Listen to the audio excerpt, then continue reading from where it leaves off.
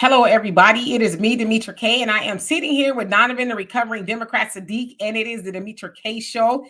This show is a Wednesday show. We have named this thing all kind of things, so we're just gonna call it Wednesday.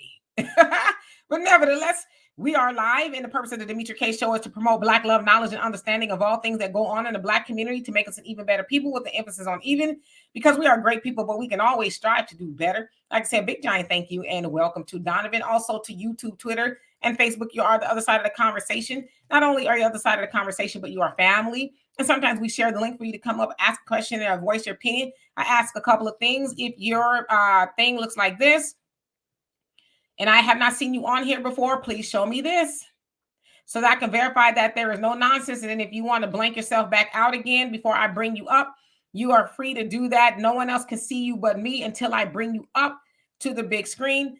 The other thing that I ask is that please, if you have asked that question or said the same thing over and over again, there's no need to repeat it, because we like to have other people, newer people, if you will, come up here and have a chance to say what they want to say. I also ask that we are respectful to one another in the comment section and on the panel, as I know sometimes things get heated, and I know we want to drop a word or two. I'm guilty of that as well, but sometimes I have to catch myself like, oh no, don't say that. So I don't sometimes. The other thing that I ask is, if I bring you up here, breathe. What I mean by breathe is, we're having a conversation, right? Let's not make this a monologue where we have to say, all right, wait a minute, be mindful that everybody is up here and we all need to speak, is what I'm saying. So what I'm saying is, get off the gas, and for lack of better words. Today we're going to be talking about singer Tyrese Gibson. I saw he went live today, so I got a portion of what he said. It was about 30 minutes long, and he basically had something to say about child support. He wanted to set the record straight. I know you fellas are going to probably love this. We're also going to talk about a ruling that took place in Los Angeles in regards to what people can say about you on online, as far as rating my ex or whatever the case is. Then I'm also going to ask, I'm going to try. I got 3 trivial questions that my daughter actually came up with. I thought they're very interesting. So if we get a chance to get to that, we'll get to that. But Donovan, what's going on with you? Well, a beautiful Wednesday here in Southern California. The mountains. Wait, not to stop you. And Walter's supposed to be coming on here. We're going to see. Yeah. Beautiful day here in Southern California. Nice and sunny. The snow is on the mountains. It's one of those days where you're just like, wow, this is the Southern California that you strive to be in. Everything is just perfect. Not a cloud in the sky. Planes are flying everywhere. Everything's going great. But anyway, you guys, at the bottom, you guys know the routine. We have a scrolling banner at the bottom. If you want to give 100% of your donation to the content creator, those are the ways to do it. Please go ahead and, feel free to donate as much as you like, as much as you can. The content creator greatly appreciates that. Also, do not forget to download the African Diaspora News Channel app. The goal is 10,000 subscribers. 10,000 subscribers is all we need. Then we can get off of these folks' platforms, go on our own platform, talk the way we want to talk, and discuss what we want to discuss, because the revolution will not be televised. So if you guys have not gone over there and subscribed and you haven't become a member, that's one way you guys can do it. You can do it on YouTube itself. You can do it on the internet.com and all that other good stuff like that. But you can download the app. That way, while you're sitting in traffic, you got your little phone, sit it up there. You can see what's going on in the diaspora, or see Demetra and some of her great content that she puts up there while you're sitting in traffic, because of the app. So again, a lot of great stuff. Philip Scott he's been terrorizing the Democratic Party, and facts are just the facts. But this is an interesting topic. I am a victim of the child support system, but guess what? I went through it. Rite of passage. I made it. I went through it. Would not do it again. And I'm going to tell you guys, you can learn a lot when you are more responsible with your Johnson. Wow. I think that's one of the best things you've said in a long time. That's right. Let's put that on a shirt. Be responsible with your Johnson. ... I like that. Yes, indeed. So I just want to reiterate about the African Diaspora News Channel app, as Donovan has done a great job of talking that up. As he said, the more of us that are on the app, then we can leave these other people's platforms, because y'all know we got to be very censored on here. And there's things that we really, really, really want to say, but we just can't say it. We don't want to jeopardize our standing here. And so, again, the more of you guys that go onto the app, then, y'all won't see us on here as much. And again, that's an African Diaspora News Channel app, africandiasporanews.org. Hey, Doe, how you doing? KP from KC5. Salute to you as well. Samuel, how you doing? And Ashley, how are you? Thank you for sharing the live. All right. So listen, we have turned this show into like a relationship Wednesday or something like that. It was Wealth Wednesdays. I don't know. It's just an ever evolving show. But anyway, I saw singer Tyrese Gibson. And I guess Tyrese is actually more than just a singer. He's an actor and, all kind of stuff, right? Infamously, we've seen him online lament about his relationships, especially with his ex-wives, because he had two of them that it sounds like he's had some tumultuous, if you will, relationships with. And so I believe he's talking about the last one that's taking him to court, trying to get out of the prenup and, get a whole bunch of money from here from child support. And I guess he had enough of it and he took to his live. And this is what he said. Now, I know if I play this, somebody's going to come on here and say, what happened? What happened with the church? And Walter probably going to be one of them. So you just have to go back to the beginning. Here we go. Holding baby mamas either, so don't even jump in my comments about that. I'm always and have always took care of mine. You gonna leave me? And you want to take my life with you? That's not happening. I'm gonna fight you to the end of the earth. But as far as what mine need, they gonna have more than enough. It's not my job to take care of you and your life and go lavish your lifestyle and you decided to leave me. You gonna sit across from your new boyfriend, your new fiance, your new husband and be pimping off my money while this nigga laying up in something that I'm paying for and driving around in and dinners and vacations that I'm paying for? I'm not doing it. But pertaining to my child or my children, they gonna always have more than what they need. I'm talking about those of you who are running around here broken. So, like I said, the whole thing was about, hey, facts not feelings, about 20 or 30 minutes long. So again, Sony, how you doing? So he was basically talking about, I believe it was his last ex-wife. Again, she's trying to get in for a bunch of money, child support, things like that. And hey, Lin, and he is saying, you got a man or a husband or whatever, y'all kicking it. He ain't gonna be laid up on my money, you either. He says, I'm not going to be lavishing your lifestyle. He says, you remember you left me. I'm always going to take care of my children. They always going to be good. They're going to have more than what they need. But as far as you, it's not for you. Basically, it's for the children. And it sounds like he was alluding to that she's broke.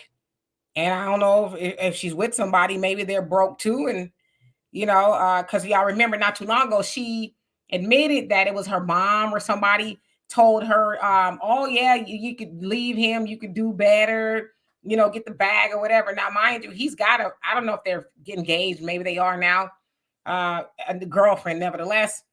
And so his ex-wife made these revelations on a podcast, and he was like, wait a minute. First of all, I got a woman now. What are you doing? But am I supposed to drop everything I'm doing to take you back because you admitted that you were wrong? And she said people was in her ear telling her things, and that's was the demise of their relationship. And he was like, I don't care. What am I supposed to do with this information?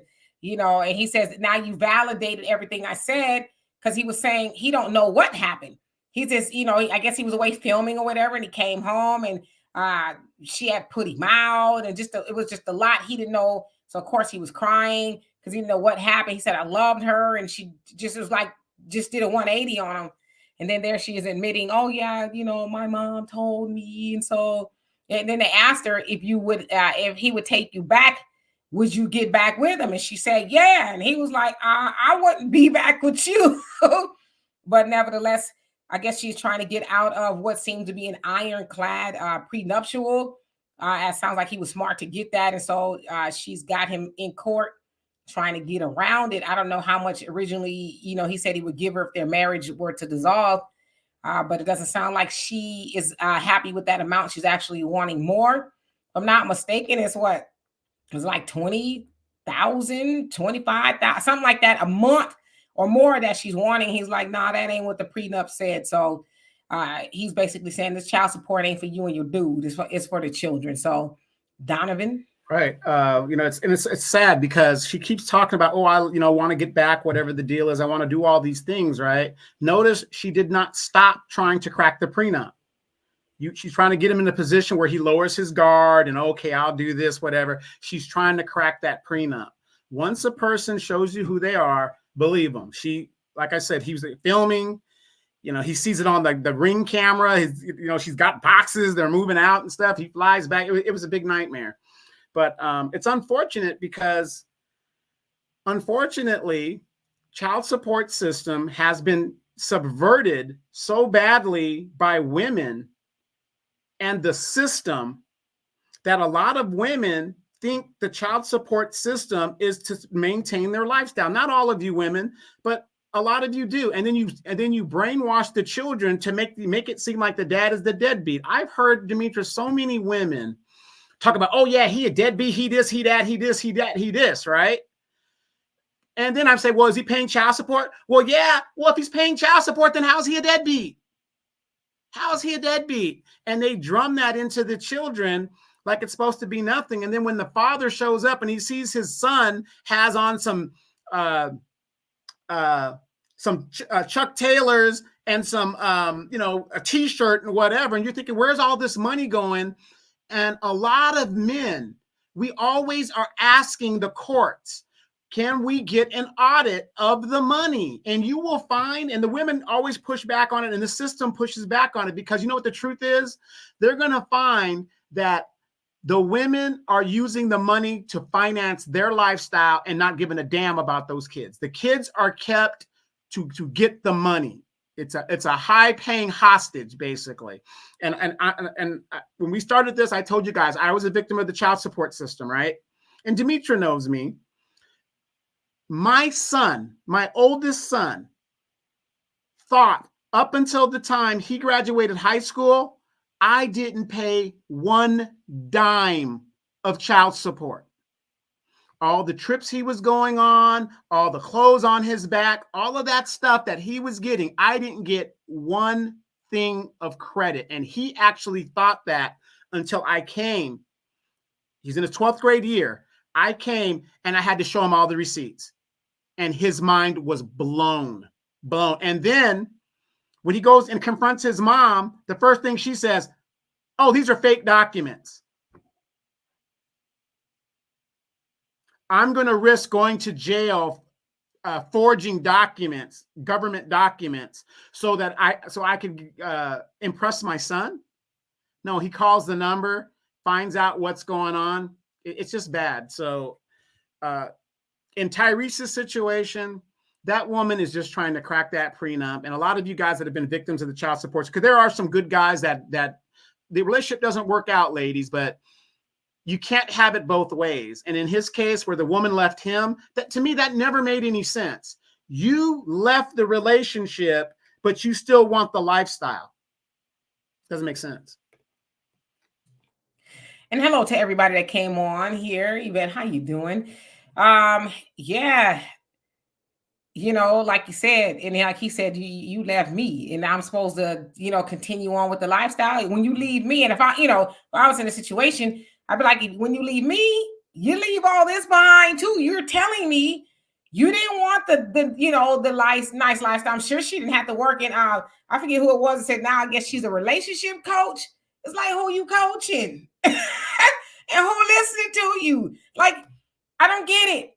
You got a man who's this big time actor and he's a singer. I don't care what nobody say. There's not a lot of people that can out sing Tyrese. Okay, there's not. Okay, nevertheless, you're sitting at home, you're living the lifestyle, you got everything you want. Your man is out there working hard. He's on Fast and the Furious, which I think they just need to go and cut it loose. But he's on Fast and the Furious 39. And you're at home, you're snug as a bug in a rug with your Gucci and the Uchi. And all you got to give him is some, y'all feeling the rest. And then your mama tell you, leave him. This is what she said. Yeah, your mama or your aunties, your bitter aunties. Yeah, leave him. You can do better. You can get some money. You know, you get the child support and the alimony, and you do it. See, something tells me she already has something else going on.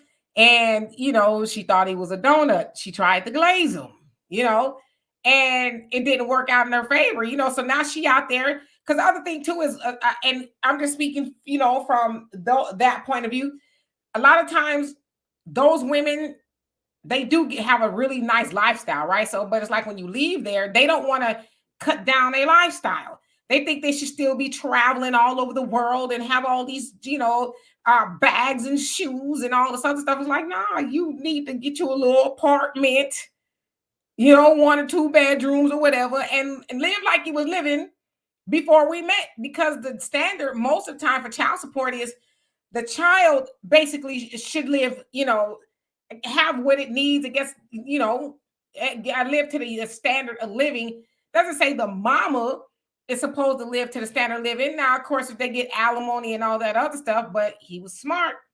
He had a prenup. But again, she's trying to get around that. And I agree with him.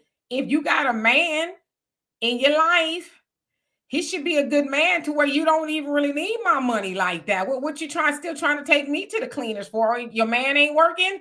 He, you know, is he broke? He ain't got no money? Like, that's what I would be wanting to know.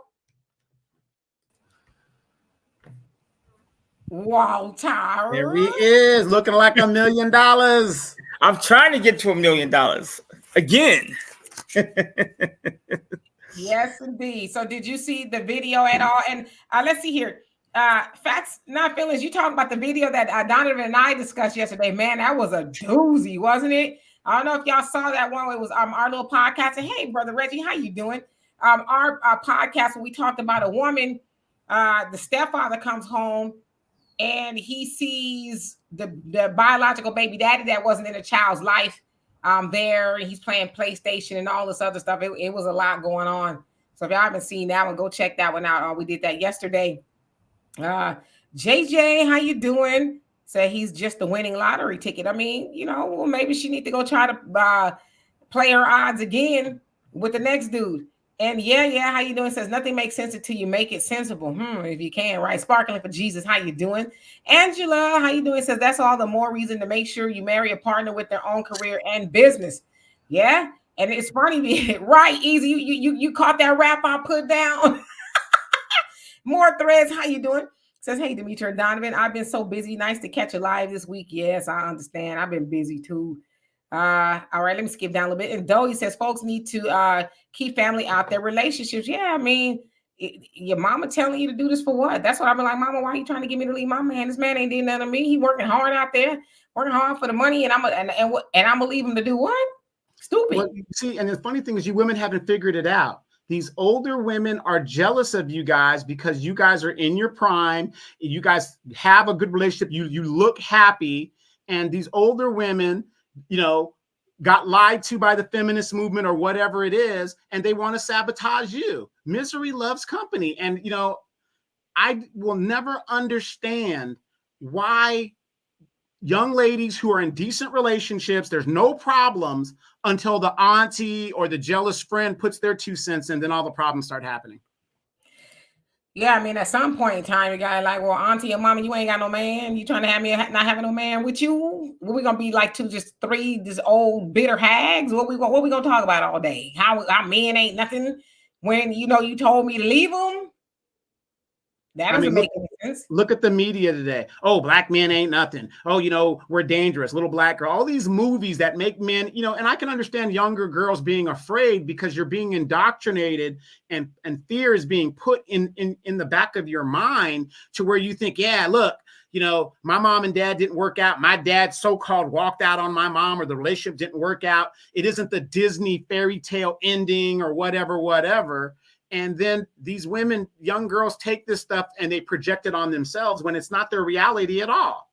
It is not their reality at all. But then if I'm lying, ladies, if I'm lying, why is it that the older women are competing with the younger women for the same types of dudes? Oh, I wouldn't know nothing about that. You must be talking about them ladies over there. Walter, did you see the video? Which one? I see. It's not that long. I'm gonna play it again for those of y'all who came in a little late. Next time, be on time. I've seen a few of them. The one where he's crying, the one where he's no. The one he did today. It was 30 minutes long, but this is like a minute, and everybody's saying hello to you. And Steele, how you doing? So here's the video, you guys. I'm gonna play it over for you for those of y'all who crept into the classroom late. Here we go. This nigga. Freeloading baby mamas either, so don't even jump in my comments about that. I'm always and have always took care of mine. You gonna leave me and you want to take my life with you? That's not happening. I'm gonna fight you to the end of the earth. But as far as what mine need, they gonna have more than enough. It's not my job to take care of you and your life and go lavish your lifestyle and you decided to leave me. You gonna sit across from your new boyfriend, your new fiance, your new husband, and be pimping off my money while this nigga laying up in something that I'm paying for and driving around in and dinners and vacations that I'm paying for? I'm not doing it. But pertaining to my child or my children, they gonna always have more than what they need. I'm talking about those of you who are running around here broken. So that's what we are talking about now. Brother Reggie says, I agree with him, though. I feel him. Shit, I'm going to jump on the video with him. Shit, can't make a whole housewife. Oh, Brooklyn Bandit, how you doing? He says, I have a feminist aunt, and every time a married family member has a problem in their marriage, my aunt's advice is always to leave their husband. Let me mute your mic. Always to leave their husband, so misery does love company. Yeah, that's crazy. I hate that. And let's see here. Quita, how you doing? Hope you're doing well. Uh-oh. Yeah. He says, I will never date or marry Black woman, not because of their money or color, but bad behavior. I think some of his women are mixed or something. I don't know what they are, but I think they're mixed with something. Yeah, and then I want to reverse. I want to Uno and reverse the card. Listen to Mary J. Blige and all the crying she does about what money she got to pay, whatever. And Dimitri and I were talking about this the other day. Is it unfair? Yes, absolutely, it's unfair. But those are the ways the laws are made. That man is using the law to his benefit. He wants her to pay for his parents, his child, all this other stuff. Isn't it funny that when Mary J. Blige and a person like Mary J. Blige puts her situation out there that is similar to what men go through, all the women, yeah, girl, that ain't right. Girl, you shouldn't pay nothing, girl, nothing, queen. You guys are all on code that, what's being done to her is wrong. But you put the man in that situation, yeah, girl, he needs to pay. It don't matter. That's right. Get the money. Blah, blah. It's just crazy. Ladies, would you guys agree that the law should be fair depending on the situation? There should be a foundation of what the law is, but there should be some fairness about it. And you ladies know you got girlfriends that take the child support money from the one child to help support the other child. You guys know what that woman doing with the thing is wrong. She's getting her nails done and all this other stuff. Then when the child graduates high school, there's no savings. There's no money for college, nothing. The kid just walks out with a foot in the ass. Ooh, I knew this was going to be like stepping on a beehive today, but I didn't know it was going to be this bad. Thank you, Quita. My birthday is actually Saturday. So, but thank y'all for the early birthday wishes. That means a lot to me.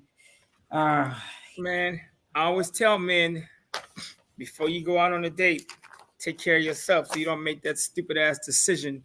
Because I know how it is, man. You be out there, she looking fine, you looking fine, you had a little bit too much to drink, and you go up on there unprotected, and you got a lifetime full of misery.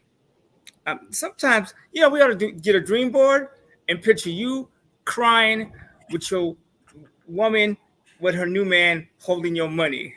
Put that shit out your front door, your back door, on your car screen, when you turn on your car, the radio come on. It's a picture of that nigga popping up holding your money. You missed the part of the show where I said we can't be using salty language no more. Oh, I'm sorry. Well, I won't do it again. But he got a point, though. I mean, that is cold. And men, there's nothing for us. There's no reason for a man to get married today, number one, because we end up losing the kids. We end up paying for everything. There's just I can't see zero benefit for a man being married. No, not married at all. Like, so you just saying, so what should people do? Because women leave the relationship 80% of the time. And I'll give you a case in point. And I'm going to leave her nameless. I had a girl telling me, I want my husband to do more for me. This man works, is a super father, like with the kid, at least 50% of the time, if not 75. The woman don't work. And she's like, I want him to do more. I'm like, you understand what you're saying. Like, let a woman in your circle hear you say that about this dude. Like, see, women, or should say, some women say, well, he didn't really say he loved me all the time, or he didn't comment on the way I looked. So I put my titties on Instagram and other men or appreciate me. It's like, no, every time this man get a check and he pay all your bills and he come home and he sit down at your dinner table and make dinner with you, that's him saying he love you. That's him saying your dress is cute. So men, we got all kinds of stuff to deal with. And it's always something with women. And I ain't gonna sit here and bash women, but men, we be sitting there like the dumbass on the couch. Everything's taken care of. You know, we had a fabulous dinner, took her out to dancing last week, or we went to the symphony last weekend. And this chick come in talking about, well, you know what? I wish we would have went bachata dancing or some shit like that. So out of the 50 things, bachata, you know that Mexican dance, dun, dun, dun, dun, Where the elbows be like, yeah, they popping the coochie to the center or some shit. I don't know. I'm gonna have to give you my ground rules once again. Yeah, I'm sorry, it's been some time, but it's a weird dance. But men, we sit here blind. I had an ex-girlfriend that used to always tell me, get a clue. I said, I don't want a clue. I want you to tell me what to do, because I'm spending money, I'm taking care of everything, I'm affectionate. You know, I'm keeping my weight in order, brushing my teeth. You know, I walk out the house and I feel like I'm doing okay, but you got clues that you want me to figure out. Women do that to men. It sounds like you're a little frustrated with the women of late. I'm frustrated with all women all the time since the day I was born. It's been a non-stop trying to figure out what the hell y'all want. Like, I'll give you a case in point. My job as a man is to make sure my woman is taken care of, for the most part, right? Her needs and all that stuff, you know, give her a hug, try and be there. But some of y'all modern women, you guys looking at other women on the internet, and they ain't even got that. Most of those women on the internet with the big old booties and lips, they don't even have a man. They ain't been there, no man, and don't no man want that. You know what men want? They want to come home to some peace and quiet, and they want a woman that's chill, and they want to say, you know what, I'm taking care of business. I want to find a woman that's happy. That's easy for men. Women, y'all need to stop listening to each other. Stop with doing y'all lips and the big old butts. You look like a black widow with Jimmy Walker lips. Please stop doing that. You know, the best relationship is two people getting together and working on their future. Period. Because if a man and woman are pitching in together, every time they get paid, yo, we're putting that aside for us too. I guarantee you some of those other problems will disappear, because what woman in her right mind leaves a situation that she has put up a good chunk of the money? So the problem with these people is they leave because they taking shit with them. I guarantee you, if they put in the money, like if women, I'm just talking as a man because I love women. If she's putting in a good chunk of the money, I guarantee you she's not leaving and ripping it apart because she don't feel validated. Do you understand what I'm saying? Those are women that tend to come to the relationship with nothing or less, and they end up leaving. And it's funny how they leave the cat with the money. They'll never leave the broke dude sitting on the couch playing PlayStation. They leave the rich dude or the brother that's busting his behind. That's the cat they leave because he can afford, so they think, to take care of him. That's all I'm saying. I don't know what happened with Donovan, but I'm sure he fell off. He'll come back. Wow. Okay. Just listening to you, tell us how you really feel. More threads. How you doing? Says this soul makes me miss my ex who passed away. The only man I'll ever love. Never had these issues or battle with him. Yeah, that's I've heard some people say that. Lauren London, she was with Nipsey Hussle. She said that. She says, I'll never be in another relationship. She says, I'm good. I've had all, the best relationship I ever had was with him. She says, if I entertain getting another relationship, it'll probably be when I'm 60 or 70. But she says, right now, I don't see myself ever being in a relationship because I'll never come close to what I had. So, and Nipsey, that's how you leave your woman or your man, through death. And Nipsey had his stuff together. He owned his masters. He was a businessman. He left his woman, and she was smart enough. And Nipsey was like rough. You know what I'm saying? In person, he was cool. We had drinks. He was chill. But on wax, he would sound like he would come to your house and shoot you. And ironically, in real life, he was not that way. But he took care of his woman. That's how you're supposed to leave. Through death do you part. At least if you're going to try and take some of the money. And, I want to say this too. I guess probably because, this is a black show per se. I see people saying, between black men and black women, but the child support system wasn't originally made for black women. It was made for white women. Mm-hmm. And just like most everything. And black women became, I guess, part of it. Like I said, I'm on the fence with it because I was too a victim of child support, of having to pay it. Well, I didn't pay it, but well, I did the first time it garnished my wages. And then the second time the judge said that because I made more money that I had to pay, I didn't. But it was messed up, especially, when you are taking care of your child. I said, I was never an absentee parent. Well, not one day in, my daughter's life. I did the most of the heavy lifting, if not all of it. So I get it. So I wouldn't say it's a black woman thing, and I know since you're black men, you probably mostly dealt with black women. And, unfortunately, there are some women who abuse the system, because I know there's quite a few men who have said, hey, let's work it out. Well, we don't need to put the man in between us. And she done listen to a friend or a cousin, some girl put him in the system, make sure you get your money. And, and then the flip side of that is when you go to court and they say, okay, this is what he owes. It's not nearly enough, right, to pay for all the things you got going on. So then when birthdays and Christmas come, it's like, oh, well, I'm having this party. You think you can help me pay half? And it's like, nah, the judge said all I got to pay you. Is this a child support? And you get that out of my check every month. See, the problem is you didn't want to just be civil. You wanted to put the man in our business. So, because if that happened to me and I was a man or anybody, put me on a system, opposed us working it out. And every time it came to me and said, well, can you go half on the birthday party or this? I'd be like, no, because we could have did it the other way, but you didn't want to do that. So the man said, all I got to do is give you this and that you better make it do what it do, boo. So, because at some point in time, people got to learn it's easier to try to get along with the other person than to put the man in your business all the time. Telling you, next time you get with somebody, make sure you guys got something together. That's the best way to do it. I will not mess with a woman. I sound like Sam I am. I will not with green eggs and ham, not in the box with a fox. I will not mess with a woman that is not participating financially in our future. Even, I don't care.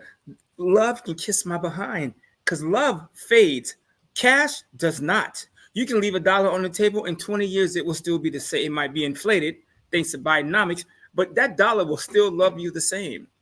So I believe those are relationships that work the best. Me and my ex-girlfriend, I have not seen her face in 1 year, but we still communicate decently because we have stuff together.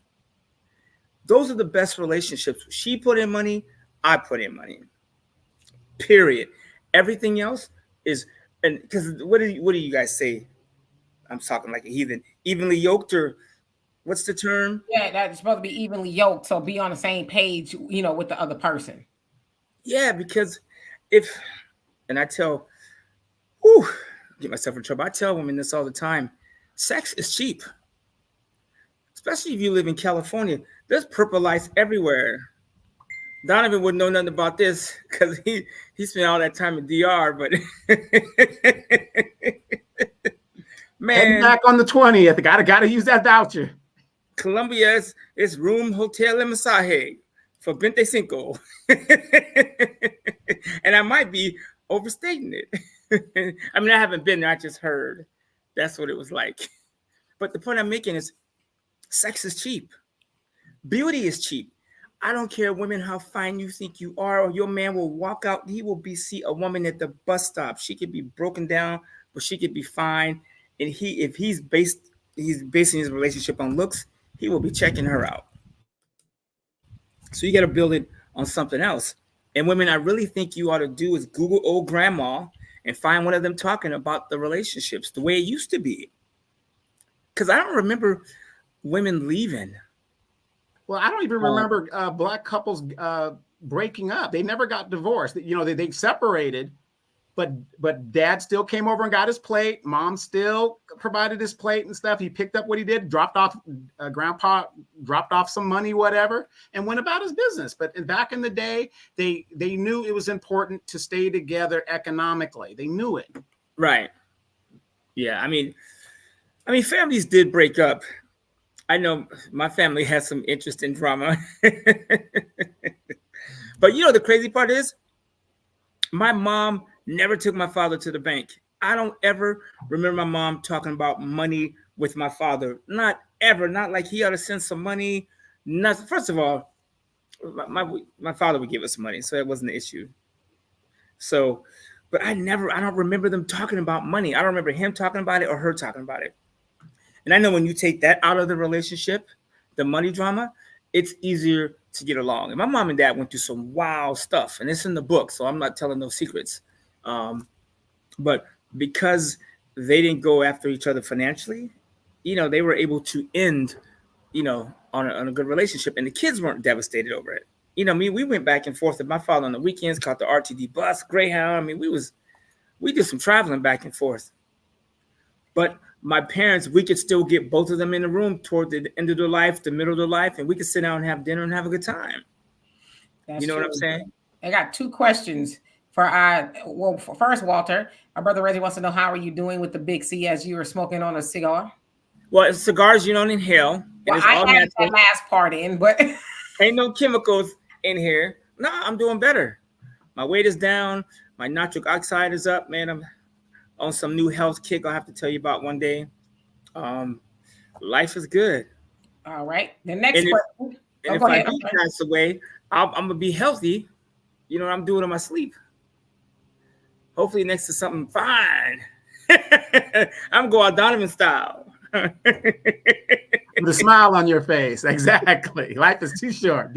She roll up and be like, okay, I got a question for each one of y'all. And Honeydew, how you doing? I think this is a great question. Why don't men sue the women for child support? More. I believe every 2 weeks. I believe the way the court system is set up, because we live in a patriarch society in general. That's how this country was set up. The women are the weaker vessel. It is assumed that the woman is a better vessel to raise the children. It's just naturally assumed because women are nurturers and all that other stuff. So if you don't have the child and you're the one with the child, it's hard to sue a person who is the main provider of the child. You can't sue that person because you're taking away rather than adding to. That's what I would assume. I mean, that's old school. Women staying at home, taking care of the kids. I think they got too many things they see. By the time you wake up in the morning and get ready, you've seen 10 Instagram videos of how your life is crap and how you could be doing better. I think they got too many things to deal with. I think also, and then I want y'all to look at this question and just ponder it just for a second or two, and then we'll discuss it. I think the whole thing of the women staying at home is because that was the way it was traditionally, right? Traditionally, the woman stayed at home. When you say she's married, right? stayed at home. She took care of the household, the husband, the children, and herself if she found time. God forbid. But yeah, so that was a more of a traditional sense. But today, are we talking about that same woman? You know what I mean? Because like you said, it's assumed that she should get the child support because she's gonna, stay home with the kids or whatever. But are we talking about the same woman of, let's say, our mothers, right? Are they the same? I mean, you hear Tyrese talking about you trying to get with a dude, and you want to be flued out on the child support money. So are we even talking about the same woman? Yeah. First of all, listen to Tyrese. Got me hoping they bring the purge back. I know who will be on my list. You want to answer this? Y'all want to answer this question? I don't know why y'all think dating and married with YT women is better. That's white. Only for you two, we got to, abbreviate. White women is better than they have no. I don't know any black man that's ever dated a white woman long term that thinks that being with a white woman is better than being with a black woman. Matter of fact, I would say it is tougher by far because I've dated both. A sister girl, when a sister is upset. It take a second. It could be a small look because black people, we have a way of communicating. So when your sister girl is upset. With white women, that shit just build. It just like kapow. Man, I was seeing this white girl briefly. Now y'all start hearing, well, with the white woman, y'all start hearing dun dun dun dun dun dun. Oh, man, also they got Judge Wapner on speed dial. So what I see with them, and I just think they've just been on the pedestal. White women have had it made. There have been the women, whatever, on the pedestal. The white couple, the white man has, in the media's eyes, has been like the man to be with. So white women have been taken care of. So, but I think when things go their way, it's worse. Like I had one of my white friends, I dated her for a second, but we're friends now. She called me every name in the book. You mother, you ain't, I can't believe, da, da, da, da. And 3 days later, she was like, I'm sorry. Did she call you the N-word? Oh, hell to no. No. She ain't crazy. But I don't know any. I'm trying to think of all the black women I've dated. If I've ever had one do that to me. And I've dated some crazy black women. Been on a couple dates with some. First date, I had to, this is going to be it. But I could tell up front what it was going to be like. So, and I love all women. I do. But for the sake of humanity, I don't know if I could marry a white woman, not because I'm not attracted to them. And I am. So I'm going to be upfront. I love all women, Mexican, black, dark, brown, sister. I don't care. I like all women. And men that sit here and say they don't, might as well go stand next to TD Jakes with all those lies. So, but being with a woman, a black woman, you can talk about things, you can talk about history, you know what I'm saying? There's a lot of stuff you could talk about that you can't talk about with white. I mean, some white girls are actually pretty know black history. But for the most part, it's easier dealing with a woman, of your own race. Donovan, I don't know how you feel about that, but no, I agree. I've never dated a white woman, so and don't get me wrong, ladies. I'm not saying that I wouldn't. I've just never ran across one that I was attracted enough to date a white woman. But if I did, one of the first questions I would ask her is, how much money does your dad have in the bank and what did he do for it? Because if I'm going to be dating out there, I want to be compensated because I know you sister going to give me that look and the stank face and all that other stuff. So you can't walk down the street with a white woman past the mall with no man. I've done that multiple times. Yeah. I took my wife to a black church. Oh yeah, they ass on that one, boy. Man, and we got it from the preacher, from the comedian, from the and man, by the time we walked out of there, I felt like I was Jesus in Passion to Christ. That shit was over. Right. And then my brother was married to a white woman, and seeing the crap that he went through, I think that actually really traumatized me. Because he went through a lot of unnecessary stuff. And like you said, Walter, culturally, it's different. Because at the end of the day, a few N-words were thrown when they got in arguments and stuff like this. But of course, when you date you know, the not, I don't know how to say it, but the point is, my brother looks back on that time and he is so embarrassed about that because he's married to a sister now, whatever the deal is. But for me, it's just hard for me to speak on that because, like I said, to each his own. I'm not saying I wouldn't date one. I just never ran across ones because, you know, to each his own. To each his own. Everybody, it is all good. But Donovan, I just know. Didn't you go to Norte Vista? Yeah. All the fine white. No, listen. I ain't gonna sit here and lie. Okay, hold on. You ain't never ran across one. Hold on. I muted y'all mics. What y'all would not do is sit on a very black woman show talking about when you some bad white girls here, there, anywhere, under no rocks. Nowhere will you two Negroids sit up here and do that. Now. No, well, you know, the thing is your sister kept trying to hook me up with Cartina. Remember, I only had that government class. Remember, we only had government class, so I was only there for that one class, so I didn't really study those chicks. I was on my way out to the military. I was heading out. Y'all done? I muted your mic because you was doing too much. Okay, go ahead. No, I'm saying, but to be fair, the races are pretty mixed. The races are pretty mixed up at this point. I don't care what you say, unless you live in one of those cities where it's all black or all white. The races, we're so mixed. It's hard to focus on race anymore. But back to the money, I just think each person, black, white, Puerto Rican, and Haitian, should come into the pot, come to the relationship with something. Do not date somebody that is not bringing anything to the table. Period. Especially in 2024. In 1984, maybe. But like you telling me, especially I'm 55. So any woman that I date is gonna be, ain't having no more kids. You know what I'm saying? So that part, if I marry somebody, we have kids, okay, then we have something together. Even though there's an 80% chance one day she's gonna probably try and take the kid and the money. But at least we have that together. But just being older and we're not having kids together, no, we each got to bring something to the table. So what I hear you saying is, and I actually have heard a few men say this recently, she got to be doing something too. And that's why I asked, are the traditional women, in the sense of like our moms and our grandmas, are those women just few, far, and in between? I know there are some women like that still, but is it like a crapshoot, for lack of better words, to try to find a woman like that? Because like I said, I've heard a lot of my male friends say, nah, she got to be doing something. She got to be, bringing in some money, like be going somewhere, like, ambitious. As you said, Walter, she can't be a chicken nugget chick, where she just content with right, chicken nuggets.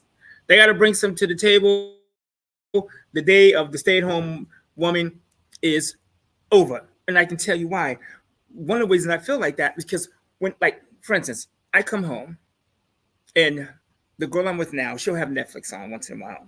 And I had to correct it. I had to adjust her behavior. So we don't really watch stuff like that here anymore. But the stuff that women y'all watch, like there's a show called The First Wives Club. And I came home and that was on the TV. And I was like, man, this is a quick way to end our relationship, is watching that shit.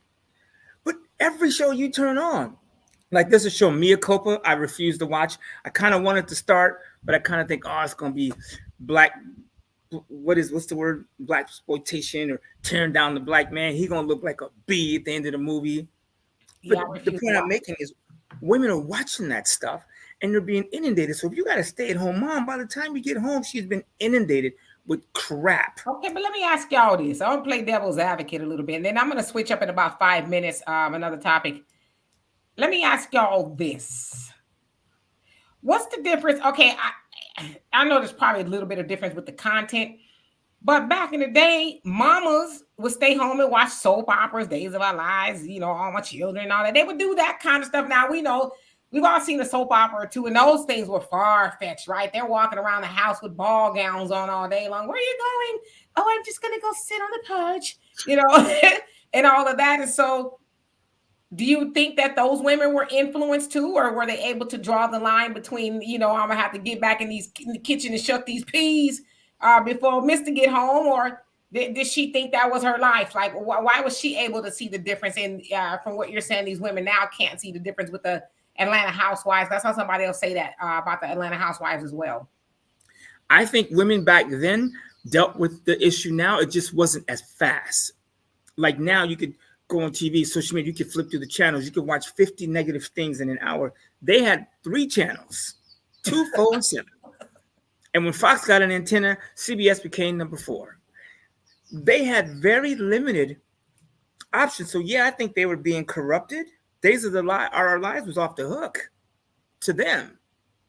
So yeah, I do think they were corrupted, and I do think that's why people started going in debt, because women wanted nicer things. I gotta have this, or she's got this, I want this ring. Like, you telling me we get married and I need to spend $20,000 on a ring because your girlfriend got one, you saw one on TV, versus me going and getting one of those, factory diamonds for $1,100 and putting $19,000 on a piece of property? You mean that's what you'd rather have?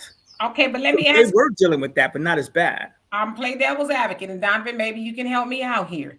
He said this woman, because I do know there's women out there who want the, the ring that they got to have a wheelbarrow carrying the, the diamond around on. Why wouldn't a man? I'm not gonna say any y'all personally, because I don't think either one of y'all bought no $20,000 ring.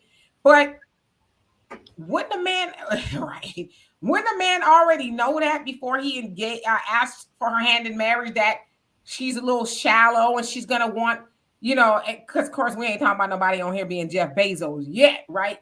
But wouldn't you know she was already a little bit materialistic before you asked for her hand in marriage? And why would that be a surprise to you when you brought her the little Cracker Jack ring, and he said, "Hey, will you take my hand in marriage?" She's like, "I'm not gonna wear that." Why wouldn't you already know that? Let me answer that. Sometimes you hide stuff. Yeah, let me answer that real quick. This is what I think, and I could be wrong, and you guys tell me in the chat if I'm wrong. Because in today's society, people are not dating, they are screwing. They're screwing first, getting to know each other later. And that's where the problem is. You see a lot of people, they're sleeping with this guy. It's more hormones and it's a more sexual thing. Next, the girl gets pregnant, and then that's her baby daddy. She's going to go through the pregnancy, whatever. That's her baby daddy. She didn't really know that guy at all because she met him at the club. It was a one-night stand. And now she's, dealing with this guy with the baby. So I think that is the problem. People don't know each other, and they don't court. They don't date like it was back in the day. When we were coming up and our parents were coming up. Now with social media, it's basically swipe left, swipe right. Let's hook up real quick, a hookup culture, which to me is really, really bad for women, because you guys think you can do what men can do and have a different result. And you do have a different result. You guys end up with the babies. And so that's that's what I think is the issue. The people don't know each other. But why? That's true. But I'm saying, hear me out, fellas, good fellas, between the both of y'all could put Mensa to shame, right? You guys are just too smart for Mensa. Again, why would you get to that point to ask a woman's hand in marriage and not know she's a dingbat? And she values the ring more than she does you, right? Because in that case, wouldn't you say it's not it's the thought that counts. Of course, you don't want to go get her, nothing's going to turn her finger green. Okay, let's keep it a buck. But if she's demanding a $20,000 ring, why would you be surprised when you're asking for her hand in marriage? Why wouldn't you know that before that? And then if that's not something you want to do, why would you go forward with that? I think people change. I'll give you an idea. My last girlfriend that you knew, nice girl. Even to this day, I would say she was a nice girl. Wait a minute. Now, which one? Talking about the last one. The very last one. Mm-hmm. So there's no more? No. Okay, I'm talking about the long-term one. Oh, because you got you. No, I don't switch 4 lanes like that. I'm a long-term man. I don't do the short-term thing. And if I do, you ain't gonna meet her. So, but even she was down to earth, but after a while, I saw her kind of once in a while, she'd throw a jab and like, my friends have this, or my friends have that. And I said to her once, all your friends have full-time jobs, and they split half of everything. I pay for everything in this house, and we've been to 50 countries in 8 years. Like, and we own real estate. So what is it they have that we don't? And she didn't start off that way, but I just think over time, and women, they get older and they get more brittle and more decrepit mentally. These things start to happen. I mean, it's like Michael Jackson Thriller. It said you be older, red. We be walking, turn around, and she be. I'm like, what happened to this woman? That's was my experience, and I've seen women with the best intentions sway a little bit, and I just think it's the media. I think women their self-esteem is so low that by the time they get with each other, they just tear each other down. Like the girl I'm seeing right now, I brought to the party, nice girl, but one of her friends that is bigger, single, less money, living with her mama, said to her with a straight face, "Oh, you with Walter? Well, as long as you're happy, girl." I was like, what? You said that in your face? No, she said it to her, and she came back and told me. Like, my friend was throwing shade on you. Why? Why would she tell you that? Because she was like, first of all, I hate a friend. And so when her name come up, I just run her through the mud. And she goes, yeah, and she says what she said. I said, you know why? Because she want what you got. And she ain't gonna never have that. Matter of fact, every year she get bigger. Her circumference, it just get bigger. It started as a little cup, a 10 ounce, and then it ended up a 14 ounce. You know what I'm saying? And I know they make 55 ounces. That's a plug. We about to make 55 ounces too. But women get influenced by other women who don't have it. And it's getting, in my opinion, it's getting worse. And sometimes I have to check my woman and say, hey, you stop. I tell her, even if you're going to go to happy hour with them, then our relationship's going to be on the rocks. Because you can't go hang out with those people down there and then come up here and expect our stuff to be cool. Okay, I want to put the devil's advocate. I think I'm going to play the devil's advocate. Maybe I'll make a show called the devil's advocate. I know some people don't like that. But listen.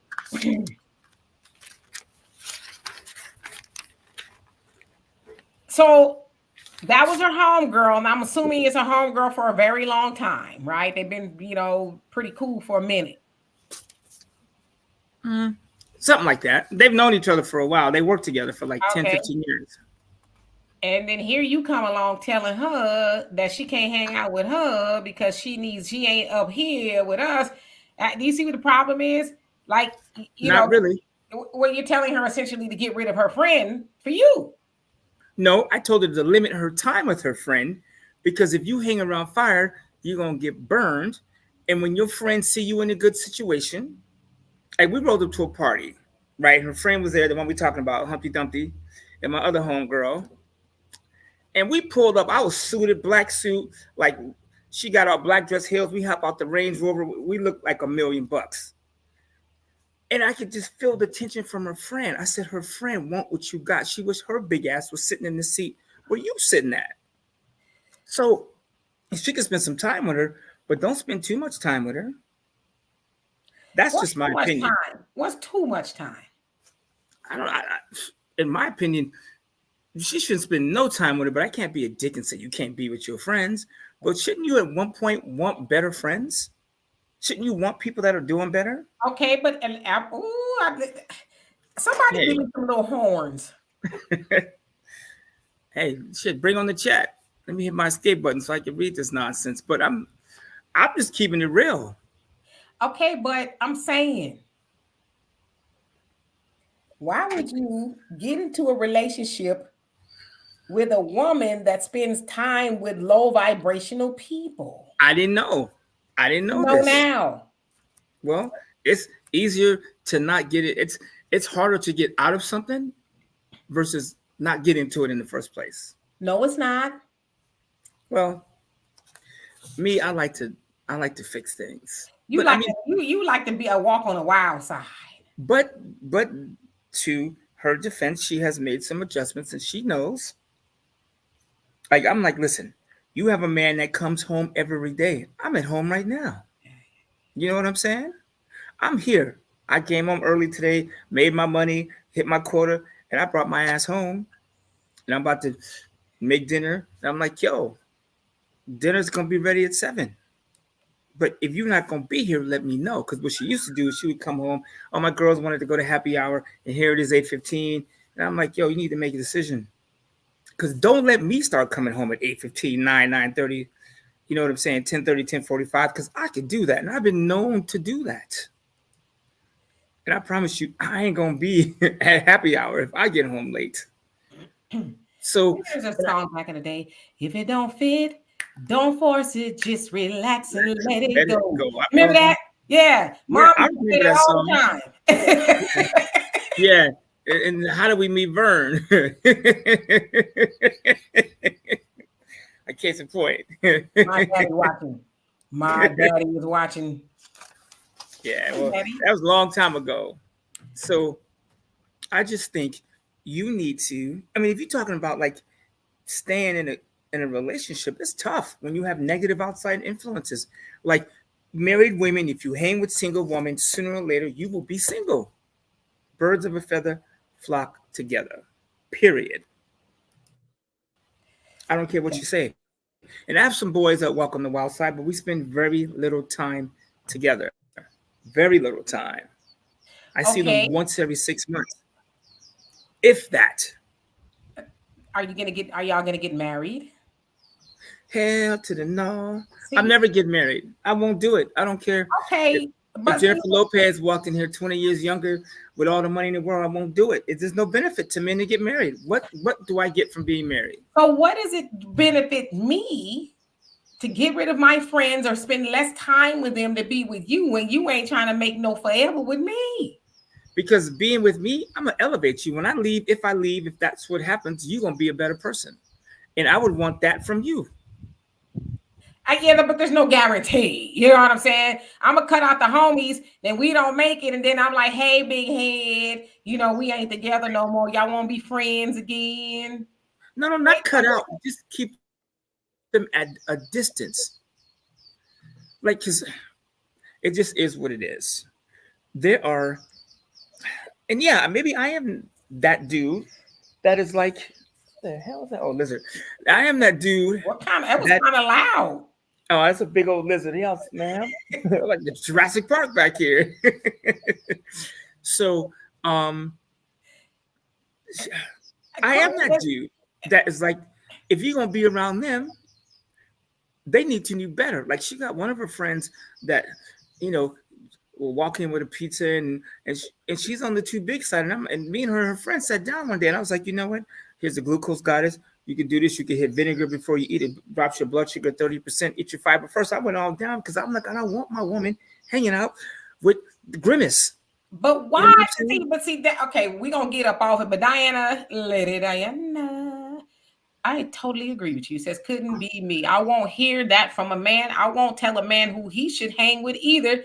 Took too much control is not a relationship. Yeah, I mean. Not control, no influence. Yes, it is control because first of all, you knew I had these friends before you decided to, venture down that path with me. I did not know this. Well, you know now, but I'm saying is this, and that's kind of where the courting process comes into play. Well, you take all of that to court, see who their friends are, their parents and everybody, and see if you want to venture forward. But that is control to tell her, I don't like your friends. Y'all need to do this. Y'all need to do that. It's like, first of all, you ain't put no ring on my finger. Hey, and my friends have probably been around longer than you. I don't know how long you're going to be around. So I'm not going to get rid of my friends. I get the, maybe not spending as much time, right? Because you got a man now. But to try to size up their friends, they ain't this, they ain't that. Yeah, they probably get rid of you before they get rid of the friends. I'm just then that's the way it's going to have to be. I just, like, for instance, the friends that I introduce her to are friends that are doing better than me. They're positive. I take around people that are on the move, trying to do things, families, people that want to do better. And that's just what, in my opinion, what you strive for in life. I don't want to be around people that are out there doing just nasty things and out of control and can't control themselves and ain't doing that with them life. I don't want to be around those people. And that's what I would say straight away, period. Now, if that makes me a jerk, excuse my French, it is what it is. I want to be around people that make me better. And black people, I know y'all not negative in the comment section all the time. We spend in No, church. I mean, they mostly agree with you. No, I know that's what I'm saying, but that's what I'm saying though. And I'm not trying to give you a hard time. I'm no, not. it's cool. For those, shut up.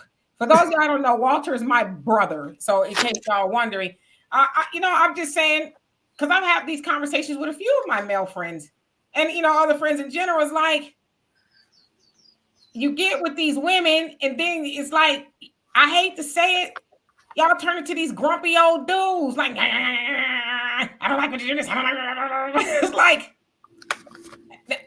get with the woman that's gonna be closer to what you want, right? You like there, and I get it.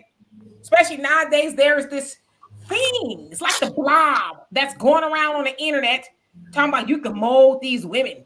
Man, get you a woman you can mold. But it's like, do you really want to get a woman you can mold? Because it sounds like she's probably at that certain age who she is, and it's gonna be more of a tug of war because she probably ain't gonna want to not let go of the things you want her to let go of. So what I'm saying is, then we ain't gonna be together long term. I'm not talking about changing her as a whole, but I'm talking about you get in a relationship and your job is to improve the other person. You improve. There's things that I've changed from being in a relationship. You know what I'm saying? I used to work around the clock. I'd come home at midnight, would leave the house at 4 o'clock, and wouldn't think twice about it. I don't do that now.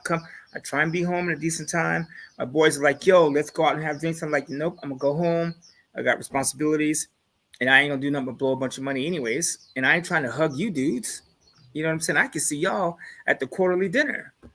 And let me answer this. And I want y'all's opinion on this. I will share the link, but we got a lot of people up here already. And I'm just looking at the comments real quick. Judge Dreads, he says, I never tolerated a chick with a bunch of male friends. She could keep them and leave me alone. I'm one of those people. I have a lot of male friends now. And Donovan is one of them. Me and Donovan, we ace boom coons, right? Most of the time. I got a lot of male friends. But my thing is this, because see, for me, a man telling me that kind of stuff is a red flag.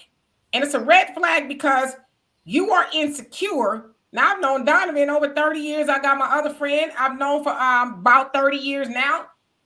We ain't never been in that situation in no bedroom that even want to do none of that. And so my thing is, Johnny, come lately. Here you come.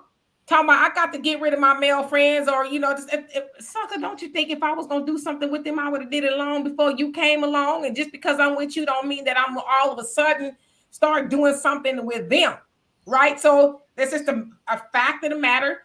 People have friends of the opposite sex, but that don't mean something is going on. But as a woman, that speaks loud about being insecure. And I would say this: don't get with a woman that got male friends, because then you're gonna torture her. And what you doing? Why you doing? So I'd advise you not to do that. If that ain't for you. I wouldn't do it. I wouldn't be with the woman who had a bunch of male friends, and I don't keep a bunch of female friends. I used to be guilty of being surrounded by women. I have kept them out of my life. I say what's up to them, and I'll keep it real. I'm gonna go through all my female friends that I have right now.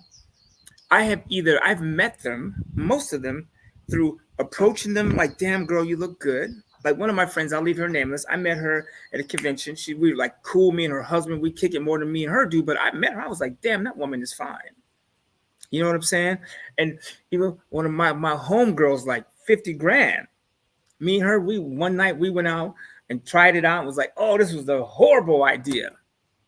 We didn't cross no lines, but it was like, oh, we should just stay. And we cool as hell.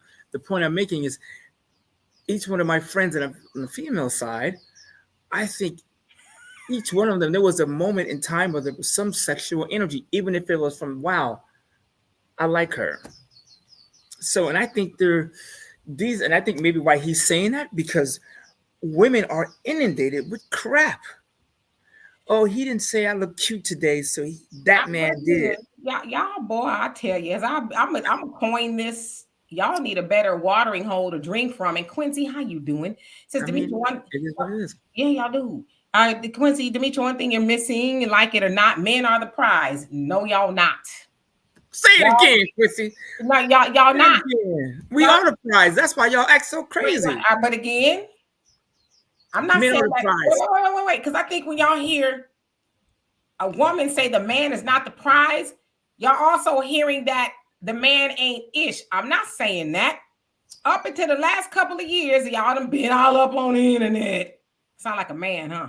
Y'all done heard that the man is a prize. Y'all ain't never heard none of y'all daddies. And the sucker, don't you sit up here and lie. You ain't never heard your daddy talking about, hey, I'm the prize. Because what I also hear is y'all gonna be mad at me. I'm probably gonna lose 15 subscribers today, but it'll be worth it. What I hear is when I hear a man say, well, wait a minute, let me think 5 times before I say Yeah, you ought to think about that because you might lose 30 with that nonsense. I ain't gonna say it because I'm gonna get in trouble. But I never heard no man up until the last couple of years say he was the prize. Because next, okay, I think I'll probably lose by 5 if I only say this. Next, y'all gonna be talking about I need you to carry me over the threshold. It's funny you say that. My ex-wife actually did carry me over the threshold. That's some first wives club. That's some. You forgot to take my garter belt off. No, that's not. See, that's not what we're talking about. When I say men are the prize, here's what I mean by this. I'm 55 years old. I know for a fact if I wanted to date a woman that was 33, 28, 42, I would have zero problem. A woman that is 42 trying to date a man that is 55 trying to date a 38-year-old man, it look crazy. And that is unrealistic. It is the exception, not the rule. Well, that's why I say men are the prize. Okay, say it again. How old? The woman is what? And the man is what? Okay, so I'm 55. Almost. The girl I'm seeing, I'll be 55. See, man, we don't mind saying we're a little older. I'm 54. Well, because 55 just sound better. If you say you older, that means I'm older, and I'm not older. Well, I'm 54. And my girl's 38.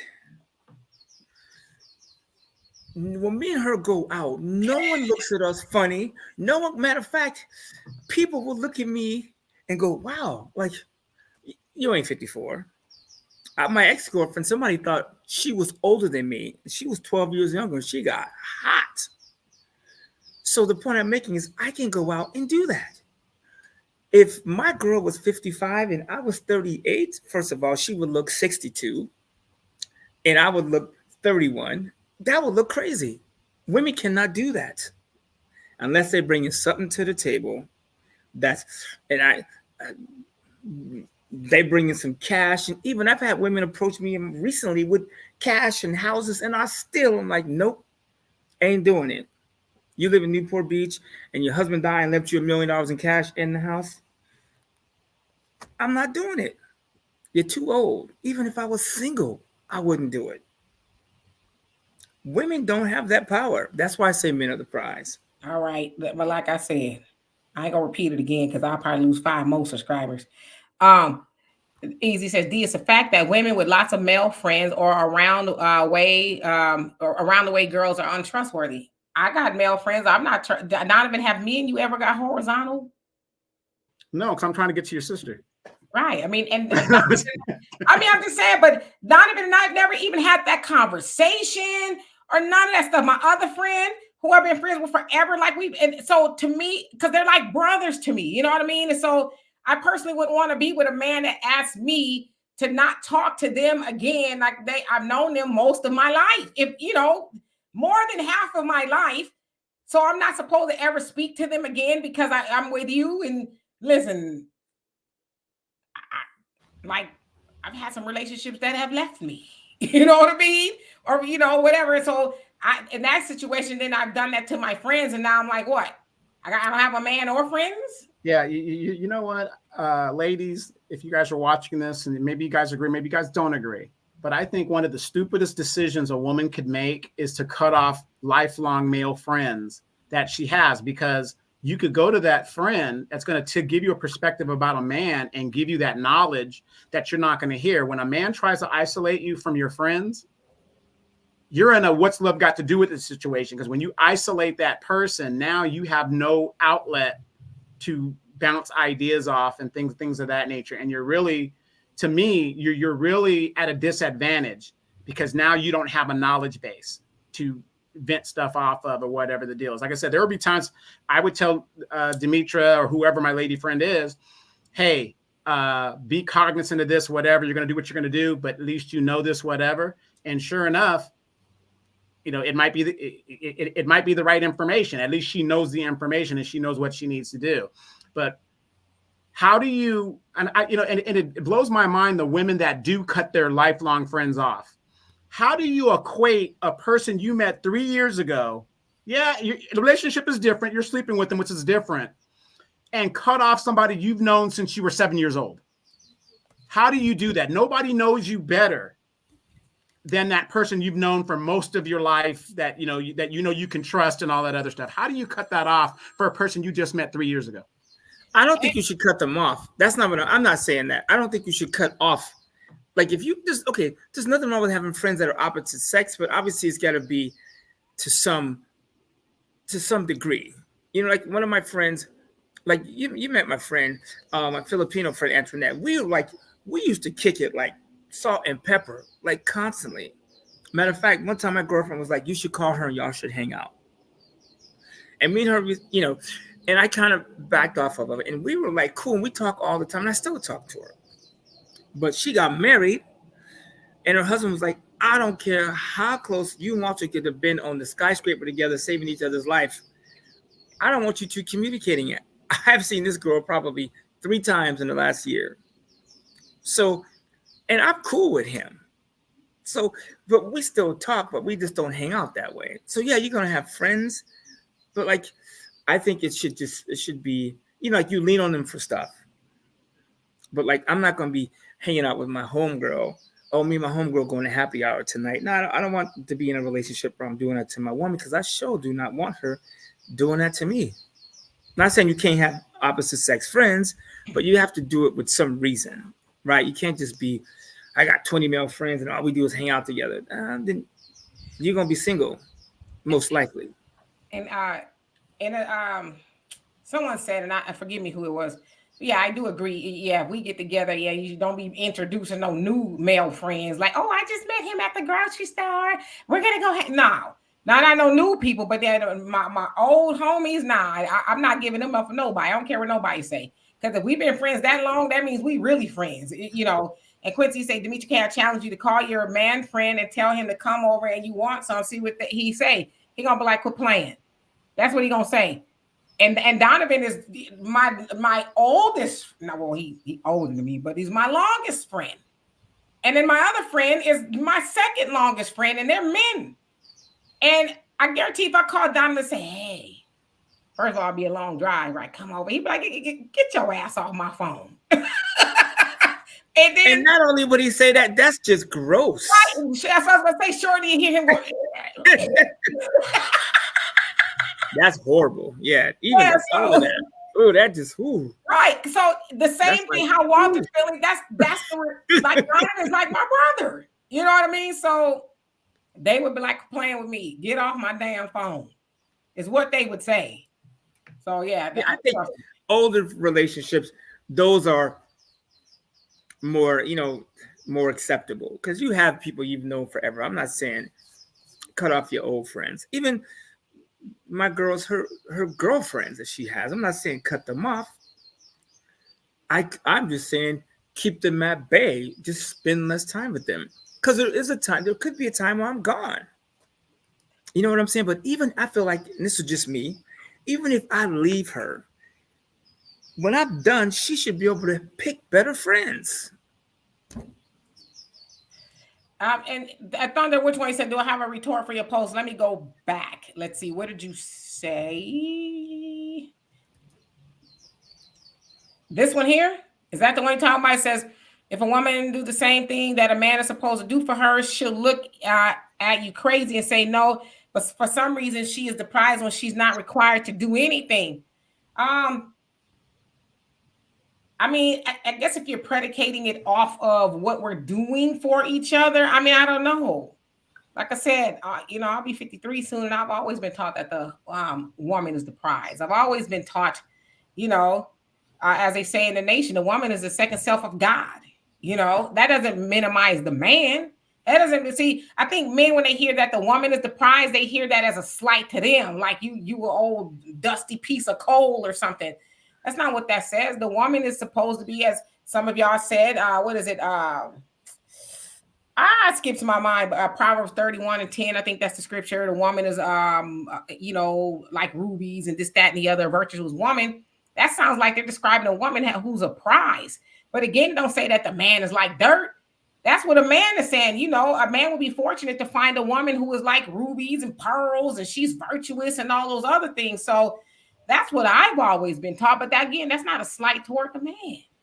But like I said, my daddy 80 years old, and I ain't never heard my daddy talk about I'm the prize. Well, I mean, of course, women are the prized possession.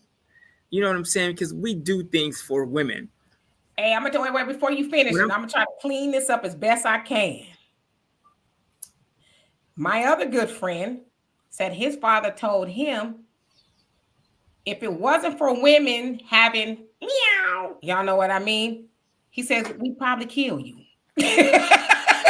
So basically, that's the prize, right? That's really the only reason why he says, basically us as men even tolerate y'all because of that. So I don't know if that helps to put it in more of a context. Well, actually it does. Look at the animal kingdom. What do most animals do? They mate and then they go their separate ways, or somebody's going to get killed.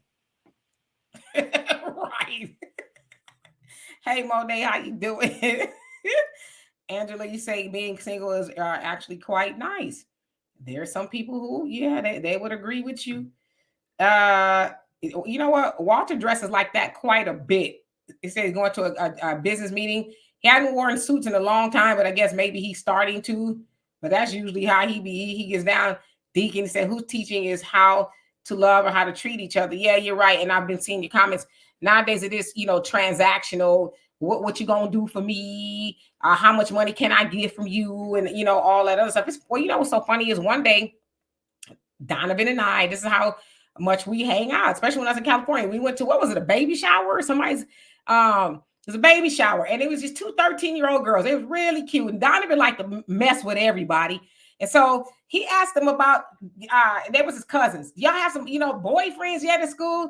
And he said something about, or do they work at McDonald's? Or maybe they've been a little older, whatever. And they was like, nah, I don't want no man that's working at McDonald's. They broke. It was like not anymore. They getting $20 an hour. Shit. We were blown away. Like, damn, where they learning this from? They broke. I mean, my man can't work at McDonald's. I mean, delusional, unrealistic expectations. I was like, what?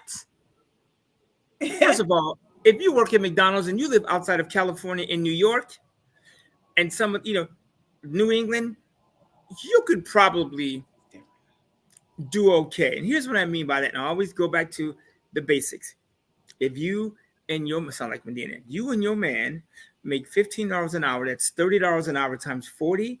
That is $1,200 a week. That is $60,000 a year. Do not tell me you cannot live in Texas, Florida, Arkansas, Mississippi on $60,000 a year as a household. The average household, I think even where I'm at in Orange County, is $80,000 for the whole house. And I'm in California.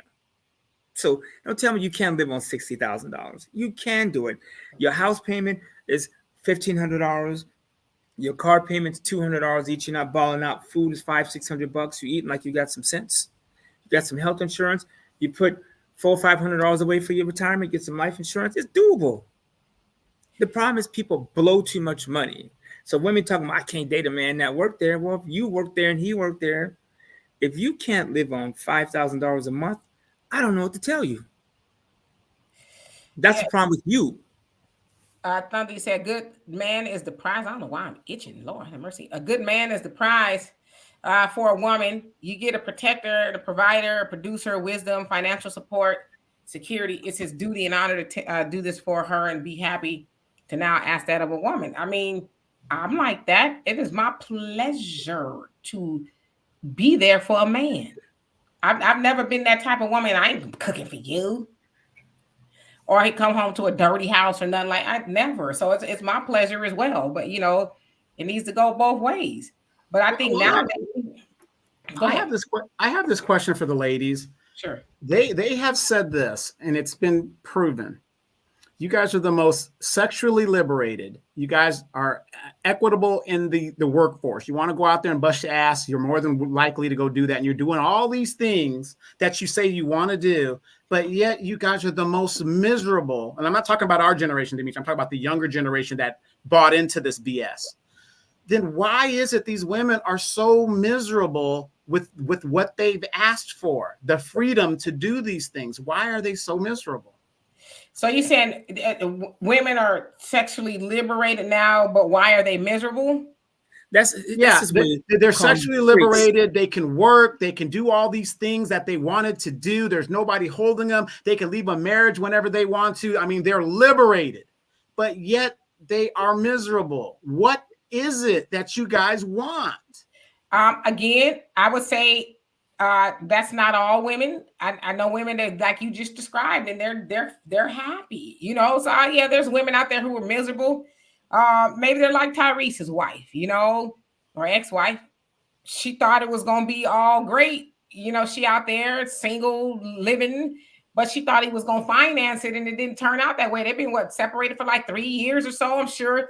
It says, I think she was saying how she's struggling and she can't afford her house and all this other stuff. But it's like, well, I mean, that's probably why she's miserable. She screwed over a good man for something that didn't materialize. So maybe that's the case. I don't know. Well, how much was she getting? What couldn't she live on? Yeah, currently I believe she's getting like $20,000 a month or something. Is that what she wants to get? Where are the women? It's something like that, like half of that. I think it's like she wants 20,000, but right now I think she's getting 8,000 or something like that. You telling me you cannot live? I'm turning into James Evans. You cannot live on $8,000 a month? Come on now, girl. You could go out and at Chipotle and bring home $800. You know what I'm saying? You'd be at 88. Do not tell me you cannot live on $100,000 a year. That is nuts to me. Not only is that nuts, that is irresponsible for you to be with a man that is your ex who could die at any moment. So she probably don't have a quadro. So life insurance probably ain't in the plan. He could die and you could be on your own. That is buffoonery. And $200 car note, a $10,000 car note with $1,000 down payment at a decent rate will put you to about $200. It depends on how long you finance it. You know what I'm like? Man, I know for a fact, for right now, fellas, those of you that like big bodies, big booties, I'm talking about vehicles, right? I just bought this car, so I'm going to bring it to this brother. I got a 2012 750 BMW in the garage, blue, tan, spotless condition. I paid $4,500 for that car yesterday. So 2012 750 Li, it is beautiful. You can pull up to any valet, $4,500. Somebody traded it in to buy a new Beamer so they could floss, and I picked it up for $4,500. Now, of course, I'm asking $8,000 for it, but even $8,000 from your bank ain't number $200 a month, and you could roll out. You know, you could do that with a Mercedes. It ain't gonna be brand new. You could do that with a Honda Accord. You know what I'm saying? Or a Infinity. You can do it. And one thing I've had to do recently, like I had my Audi S5, I got rid of that. My Range Rover, I called Capital One and was like, I need you to come get this. And they were like, we don't want it. I said, I don't want it either. But in hindsight, I would never do that again. You know what I'm saying? Because I don't need it. I bought the Range Rover for my last girl so me and her could floss, but then we not even together. And it's sitting in the driveway. So, like, that's next on my list to get rid of. It's silly. I'll come get it when I come to California next time. I'll come take it off your hands. I mean, it's sitting in the garage. I offered my mechanic, I said, man, you could take over payments.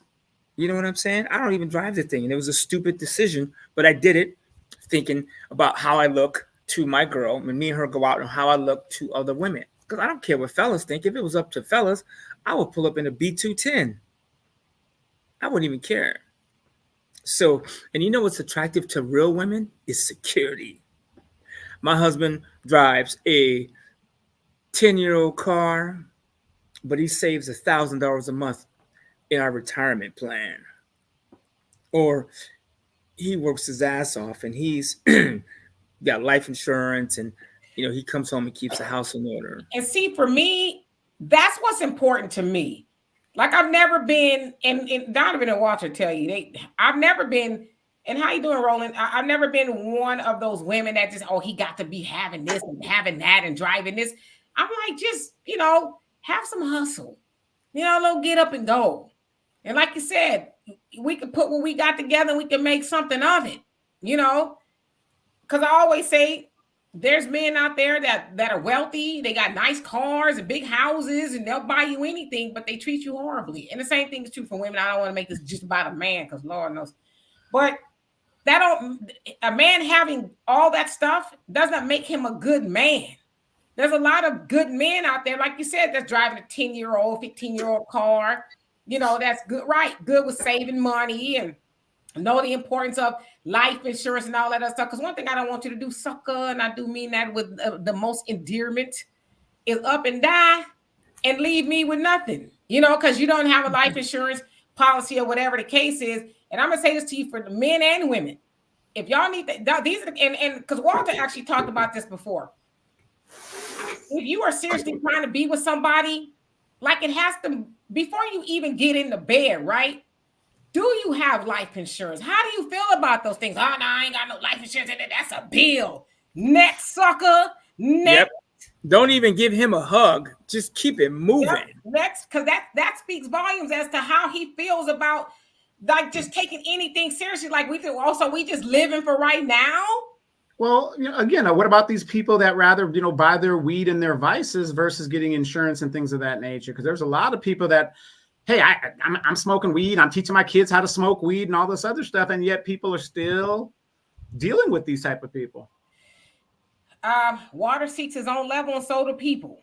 You get with a person that's, and not to speak bad of them, but just for context, that's doing gutter stuff, is because you gutter too. You don't think that you deserve anything above the gutter, so you get with gutter people and they do gutter stuff.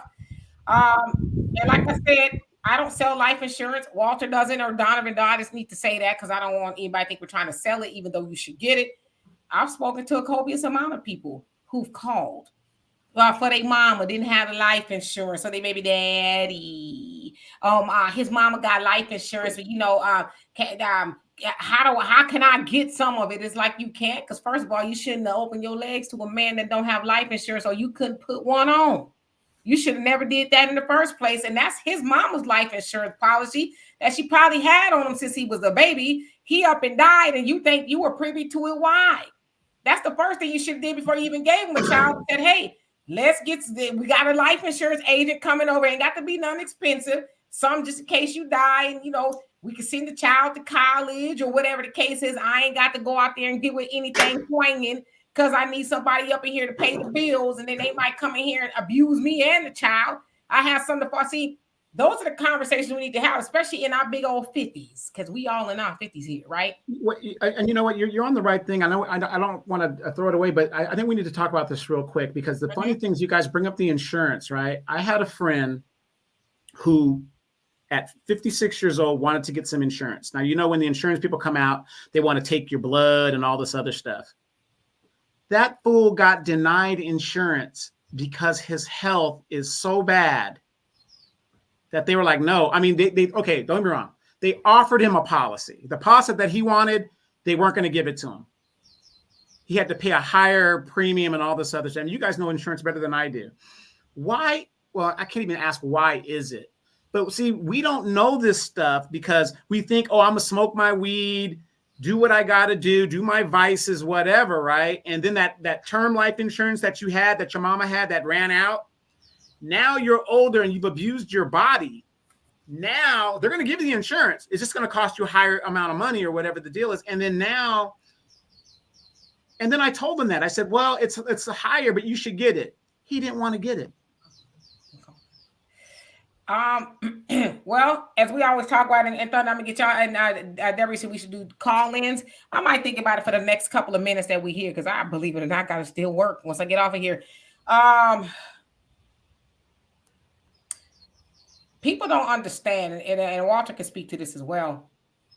It's better to get life insurance when you're younger, because when you're younger, you haven't gone through life yet, right? You don't have illnesses, you know, DUIs, all that stuff counts, right? They sit up and they'll say, have you ever smoked weed in the last 10 years or whatever? No. Then they might do a test and find out you have. Have you ever had any DUIs? Yes, I have. Okay. They might rate you or decline you. Then they'll say, okay, well, you want $1 million policy. I think Walter froze. Oh no. Oh, you want $1 million policy. Okay. You need to go get blood work and these physical. Oh, you know what? We found out that you're a diabetic. You can't, so the point that I'm making is get it when you're younger, when you're healthier, you haven't been through life. You might not have left the bar drinking and got pulled over or something like that, because people get declined all the time. And it sure is a burden to have to be buried while somebody is trying to have a car wash. And I had this speech today to give, how many car washes does it take to have a funeral? Well, the answer is nobody never knows, because I mean, imagine being out there every weekend until you raise. Walter, what's the average price of a funeral now? $50,000 easily, and that's assuming. I mean, that's time off work, flights, paying everybody, the ministers, the church, the throwing your body in the ground. And then it's funny, they ask you, well, do you want us to actually put the body in the ground, or do you want us to do this? Would you like dirt on top of the? I mean, it is insane. Like, everything costs. Yeah, they're nickel and diming funerals now.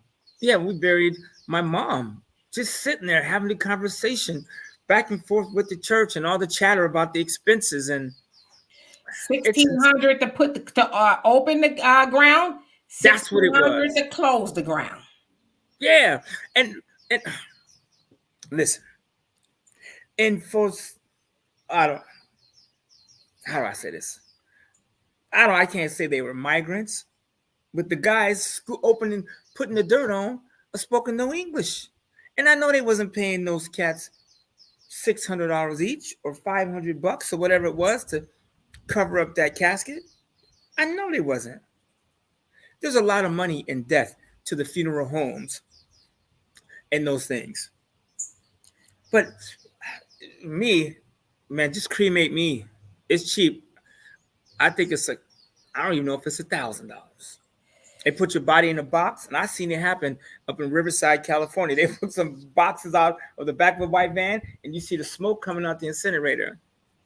I was like, I'll be cool with that. I don't want to be in a box anyway. And don't put me in no urn. But listen, the public burials per se for people who don't have the money, this, that, and the other, they put you in the incinerator with a whole bunch of other people. So you may get the ashes, but the ashes are of a whole bunch of different people. It's not just your loved one first. Okay, get the ashes next. It's, sometimes it's a lot of people. So, that's something to think about too. But let's get these questions because we got a few of them. Thunder says, if a spouse is injured and permanently disabled and hospitalized, is it okay for the other spouse to have someone else to fulfill those needs? Or is it okay, oh gosh, to still have sex with the other spouse? I think that would be up to the person. Yeah. I think, for me, my loved one was in the hospital. Last thing I'm thinking about is, being treated like a trampoline by somebody else while my loved one is, plugged up to everything. That would just be me, though. Yeah, but you also got to remember, sex is a human. We're the only species of animal that has sex for fun and entertainment and all this other stuff. So, if you're going to be a total douchebag and let that person know that you're doing that, if you got a need, in a situation like that where the person, your spouse is incapacitated and you have a need, yeah, go out and do what you need to do to, do that thing, but make sure you take it to your grave with you. Yeah. And Judge, I'm glad somebody said this. You need life insurance as a human being. It is your responsibility to have life insurance, to have some sort of insurance that takes care of you if you have a heart attack, stroke, because somebody is going to have to deal with you. Even if somebody got to come over and pick your body up out of the house and get you to the cemetery, that's going to cost somebody money. Number one, you should be responsible and protect the people around you. You don't have to have kids and need life insurance. It don't matter. If you have a sister that is going to have to bury you, take off work, raise the money, put you in the ground, cremate you, then you should leave her some money. Number one. So you shouldn't. Life insurance is cheap. As a 50-year-old man, I paid $75 for my $1 million term policy. It's one of the insurance policies I have. $75 for $1 million. Like something happens to me, if my kids split them, just on that one policy will split $1 million.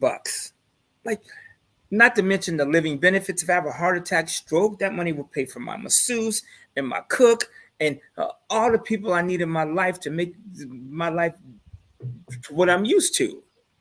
Do you know what I'm saying? So that stuff, forget dying. What about being in the corner, just staring at the sky, looking all crazy? Like you ain't got no money to people to take care of you.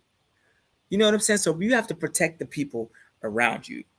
In the cemetery plot, I tell people, the money you spend on the cemetery plot, you could take that money and buy life insurance, and then let them take that $50,000 to $100,000 and put you where you want, wherever they want to put you.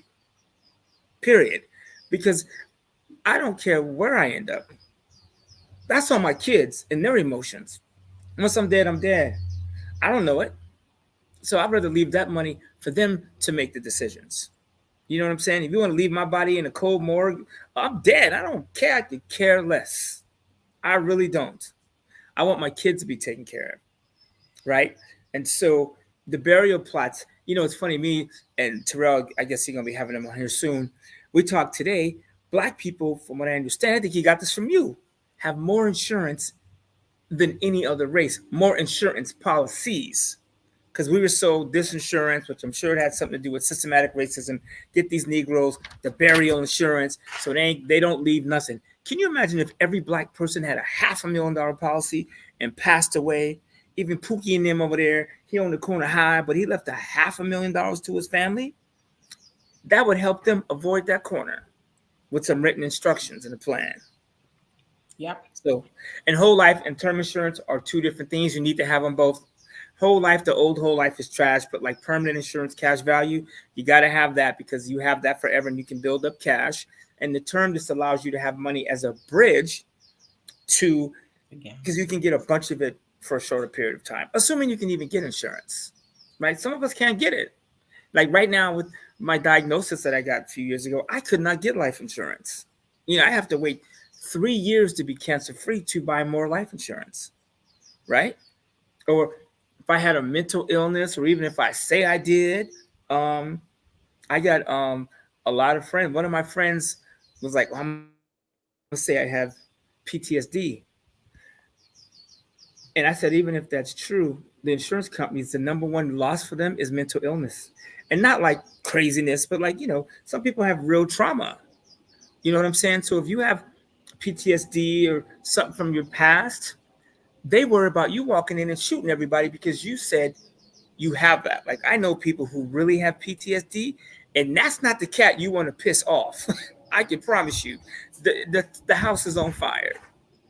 You know what I'm saying? So there are some mental, like if you say I went to marriage counseling because I was depressed when my husband left, an insurance company will not touch you. They won't touch you because mental illness is the number one thing insurance companies worry about, period. More because think about all the kids that commit suicide, all the husbands, all the wives that commit suicide. And the other big reason too is because after 2 years, what happens? And after 2 years, you can kill yourself and they got to cut the check. So they're looking out for that. So if you tell them if you were with Ice Cube one day and it wasn't a good day mentally for you, they would not cover you. They take that very seriously, especially if you live in California. The insurance companies are already trying to leave. So it's better to get it while you're young. Like my kids all have life insurance, period.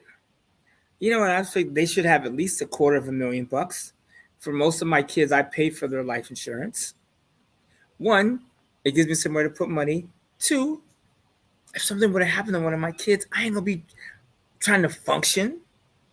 You know what I'm saying? I'm just like, be like, yo, add $250,000 on my kid. Something happens to them, we could shut it down and just chill for a while. We ain't gonna be hustling, busting, grinding, waking up early, going to work. It's like, yo, we done for right now. Grandchildren and too. and for $50 a month, you telling me you can't protect your family? I can tell you the biggest thing when it comes to death is not the death of a spouse, it's the death of a child. Because people lose spouses. What you don't see is you don't come up in a house with somebody that loses a child and they got a picture of a new child on the wall. You lose your husband, you could remarry and he'll be on Facebook. You know what I'm saying? So that's the type of stuff you need to think about. And Sam, I went to AIG when I was 50 years old. And for $75, they gave me $1 million policy with AIG. I think it's now Corebridge. $75 to make sure my kids are straight. If I go out Kevin Samuel style, and I hope that's how I do it, my kids are straight. And I feel good knowing that my kids, I will leave them something. You know, it just does. I think it's part of being responsible, knowing that something happens to you, your kids will be better off, or they'll have a safety net. You know, and the military does give you policy. I don't know how long that lasts. I think they have the SGLI or something like that. I think as you get older, if I'm correct, they give you less or something like that. I think it does. I'm not sure. When I was a financial planner, I used to see it. But that you have to protect the beneficiary. You know, if you don't change your beneficiary, then the ex-wife will get it. A lot of people get life insurance and don't change the beneficiary. And the other thing too is, and Walter, I don't know if this is true for you because you used to sell life insurance. I think that was one of the most difficult part of the life insurance process is who to have as the beneficiary. And a lot of times it wasn't your spouse or your mama or your daddy. Because I would always say, make sure it's somebody that you can leave this money to and they ain't gonna run off, to the casino or, do something crazy. Like they're really going to, take care. Let's say you make them the beneficiary and you have a child, make sure they're going to take care of the child. Of course, you want to have like a will, living, trust and all that other stuff. But the beneficiary is really important. Like, who is that person that's not broke, right? That does not need the money. Of course, they'll benefit from it, but they're not going to squander it and leave your child out there. Or unfortunately, your dad with no headstone and that kind of stuff. You really have to think long and hard about that. Yeah, and that's just ratchet. But you could, like with my insurance, my son is a finance guy. We did financial planning together. He's in finance. He understands money. Me and him talk about money all the time. Me and his wife, they live down the street from me. We talk about money is 95% of our conversations.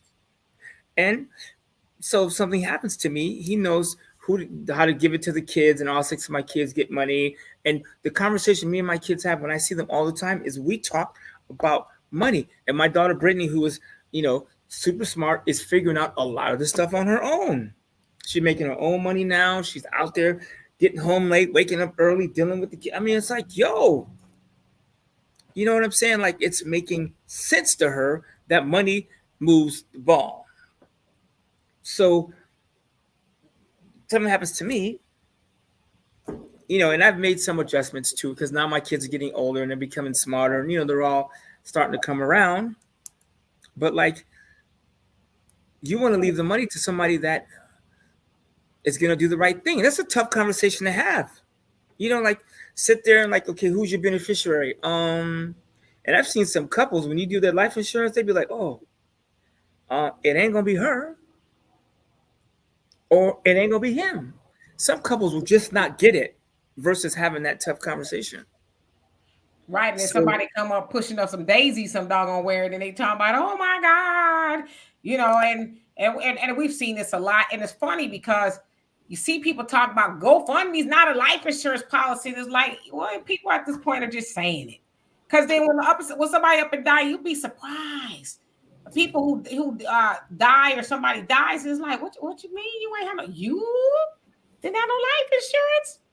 How embarrassing is that in 2024 to have to have a GoFundMe when you know all these life insurance companies, everybody's talking about it? I mean, it's and you don't have to have $1 million. Leave your kids $100,000. A term policy for $100,000. You could get just like that. And it's easy money. Something happens to you, your kids are taken care of. And when you're younger, you know, because I was ignorant once. Walter first started selling life insurance. I was one of the first people he came to see. He was like, "You need to get life insurance. You know, get life insurance on your daughter, which is his niece." I was like, "Nah, something happened to my daughter. I'm diving in the casket. They just gonna bury me with it." Now, obviously, I came around, right? I've been insured on my own, you know, since I was 24 years old, and you know, my daughter's been insured too. But he says, get enough insurance that if you were to die today, you know, so my daughter was essentially 3, 4. Well, you were to die today, you want her to go to college, you want to pay for her wedding, you want her to go, you know, you want her to have a quality of life that you would have, you know, made sure that she had if you were still here. Because a lot of times when people die, they get just enough to get buried. You got these small children, then the small children got to go to the mama, the daddy, the uncle, the auntie, and they hate the kids because you left them broke. And so now they got to dig in their pocket to take care of children. And it's unfortunate for the child to have, because there's a lot of people who've grown up and said, yeah, my auntie was mean to me because my mama didn't leave her no money and she was just horrible. We didn't have her to eat, and she, you know, all that kind of stuff. So you got to think about those things. Like, stop being selfish. Right. And I just want to give you guys the game real quick, because a lot of people don't even think about this. You got to think like white people. If you got white friends, start asking them questions, you guys, especially those of us in the military. I get so sick and tired of people calling me, telling me, well, I don't know what my grandfather's DD-214 is or whatever the deal is. If you got a young child that has just come out of the military, what you should do is file their DD-214 with the county. You can file any important documents with the county. So that way, if something happens to them, it's a county record that you can go there and it's on file forever. And that is one way to do it. So, I wouldn't necessarily put your insurance out there, but I'm talking about your DD-214s, things like that. File those type of documents with the county. And in the Black community, you will be surprised, Demetra and Walter, how many people in our community, they didn't even know you could file stuff like that with the county. Your mortgages, your stuff like that, that's public stuff that is already public record that you might have. You can file that with the county and stuff like that. But for my military members, file those 214s with the county. So if something happens to you and your family needs to get this information, you ain't digging it up or he threw it up and wiped his butt with it when he got out of the military and ran for the gates, because a lot of people do that. You can file certain documents with the county. So don't forget that. Well, yeah, and I hear a lot of people say, well, I don't want people to know about my life insurance. They should. And if you around those type of people that you can't tell about your life insurance, you probably shouldn't be around them. Number one. 2, I know some people say, my kids are grown. My kids are grown too. Mine too. My kids, listen, and Donna, if you brought up white people, and I hate that that becomes the subject. That my white friends and parents, I think the white community, they stayed together longer. I mean, it was for them to stay married and be married was the thing. Black people, thanks to the liberals and, was the civil rights and some of the stuff that was put in place by the Dixiecrats, the Black family was not together. So we didn't have the things that a married, a kid that grew up with 2 parents, would have. You know what I'm saying? But my kids are grown. I will always have life insurance. I'm 100 and my kids are 75. I want to leave something for them. I want to give my kids a chance to do better. And yes, it could be out of greed. I want my kids to have a leg up. If they got $1 million, I want to leave them another $1 million so they are just that much more secure. What else am I doing with my money? Anyways, how many how many steak dinners can I eat? How many cars can I drive? How many houses can I really own and live in? See, Black people, we need to hold each other's feet to the fire. Here's a candle. My website's back up, right? Hold our feet to the fire. And like, that should be the conversation. Like, man, like I jumped in one of my boys. I was like, do not tell me that you don't have enough life insurance. You got all these damn kids. You especially as a man with all the crazy stuff that's going on, don't tell me you don't have life insurance. If you can get it, if you can't get it, then that's different. Because some people physically can't get it. And you know, a lot of kids have illnesses now. A lot of kids with diabetes. Like when I was a kid, we had the fat kid in school. Now you got the skinny kid. Because most of the kids in school are obese. You see 7, 8 years old walking down the street. They're big as a house. They look like little tiny homes. They got diseases. Like, we didn't have childhood diabetes and this, that. The kids are sick to the point they won't be able to get life insurance as an adult.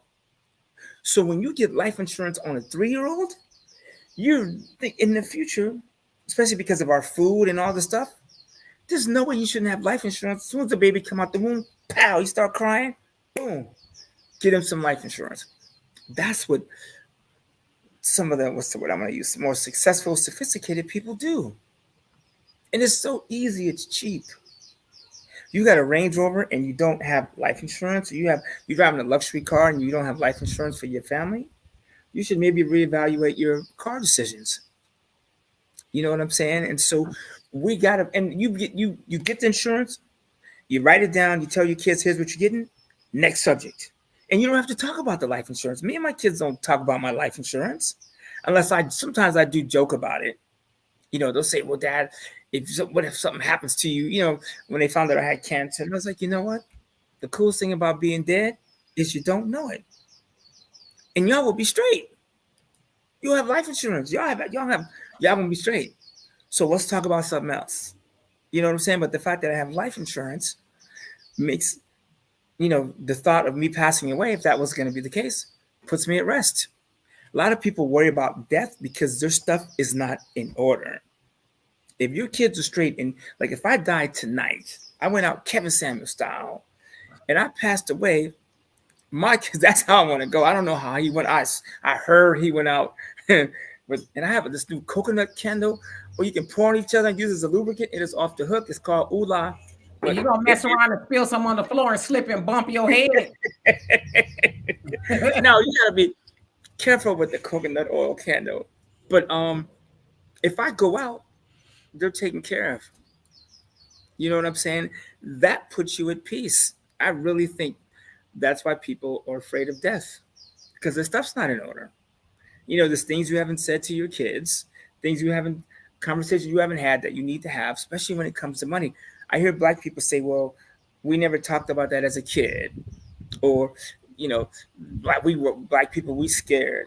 We don't need to be scared. You know what I'm saying? We should be willing to let our kids know what we have going on. Because if you have a stroke and they don't know what's going on, then what are they supposed to do? Yeah. And, you know, I want to say this because we're going to get out of here because I got stuff to do. It's like, if you think it's hard now, just wait until somebody dies without life insurance. Then that's when it really gets hard. Because it's hard to grieve and try to plan on, you know, how we're going to get our loved one buried. And a lot of times, if they're on a cold slab in a morgue, usually it's a city morgue, and they're waiting for you to figure out what the plans are. Because you can't, like back in the Western days, right? Back in the older days, you just back the horse and buggy up, you know, and then you go bury your loved one in your yard or whatever. You can't do that no more, right? There's rules and regulations. So a lot of times they give you about 30 days, depending on how crowded they are. And then if you don't come get the body in about the time that they give you, then they do cremate the body with a whole bunch of other people whose parents or loved ones or whoever could not get them out of the morgue in time. They have a mass cremation, and they say, well, here's a box or a bag. Your loved one is in here somewhere. Now, the other thing is, I'm going to start writing horror stories. I don't know if I told y'all, but I am. I decided that today. The other thing is, your loved one may or may not be in those ashes, but they might be in there with a serial killer or, somebody really sadistic, if you believe in that kind of stuff. So I'm telling y'all that because it doesn't get real until it gets real. And I've had those conversations with people as a life insurance agent. They thought their mom or somebody was covered. And I've even had to tell somebody, well, you could probably donate the body to science if you don't have any, thing to do. And they said, well, we didn't know that. And, thank you for that. Because they just didn't have the money. But that's a tough thing to have to do, is to figure out where you're going to get. Walter says $50,000, but I think you could probably get it done for about 15, 20. But most people don't have $15, $20 lying around to say, oh, Uncle, Ray died. Okay, bet I got it. Most people don't have that. If they do, it's their life savings. Maybe they need to, it's for the living, right? Imagine having to spend your life savings, life being the operative word, for somebody who has died. That's what a lot of people are having to do. But the other thing is, did Uncle Ray, was he responsible enough? And that's the other kick in the tailbone, is when somebody dies and leave that burden to the living, and everybody's scrambling around trying to figure out how to bury your rotten ass. And I really get mad about that, because it's like, I know as a life insurance agent, I visited a lot of people who told me, that's a bill. Now I ain't got it. But they got the Jordans, they got the cable, they got the season tickets, they got all this stuff. But God forbid they die. Everybody's got to rally around, and then they're going to want to repass. Food ain't cheap. You see what I'm saying? So it's like, out of all the things you can have in life, and one thing about my mom, RIP, she's always taught us to get everything insured. Whether it's your car, my car is paid off, I still got full coverage, because the one thing I don't want somebody to do is run into me if I got liability and they total my stuff, and I can't get another car because my liability only pays for the other person's damages, right? So especially as adults, we shouldn't even be having to have these conversations. This is what you call adulting. These are the things that you have to do, right? So before we get out of here, Donovan, you have anything to say? And Walter?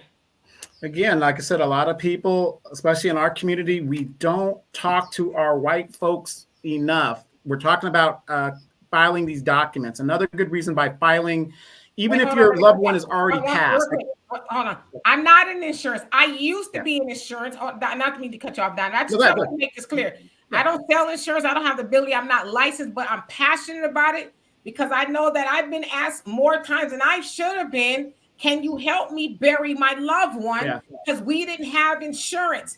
And as a life insurance agent that I used to be, I talked to a lot of people who told me no. And so I'm like, when I see people standing on the corners having car washes or GoFundMes, I'm like, I know damn well at least 10 people in your lifetime has come to you and asked you to buy life insurance, and you got snooty and uppity and indignant and told them no. But then you got the nerve, and because we're dealing with our people, and I know that other people do it, but you got the black ass nerve to send a link for a GoFundMe in my inbox, or and have your hand out and ask me to bury your mama or your child when you told all those people no.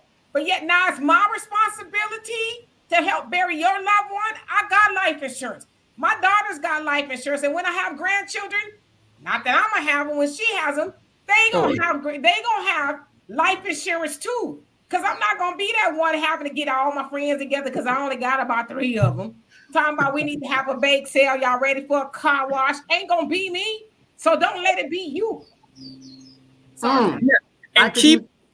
Go ahead.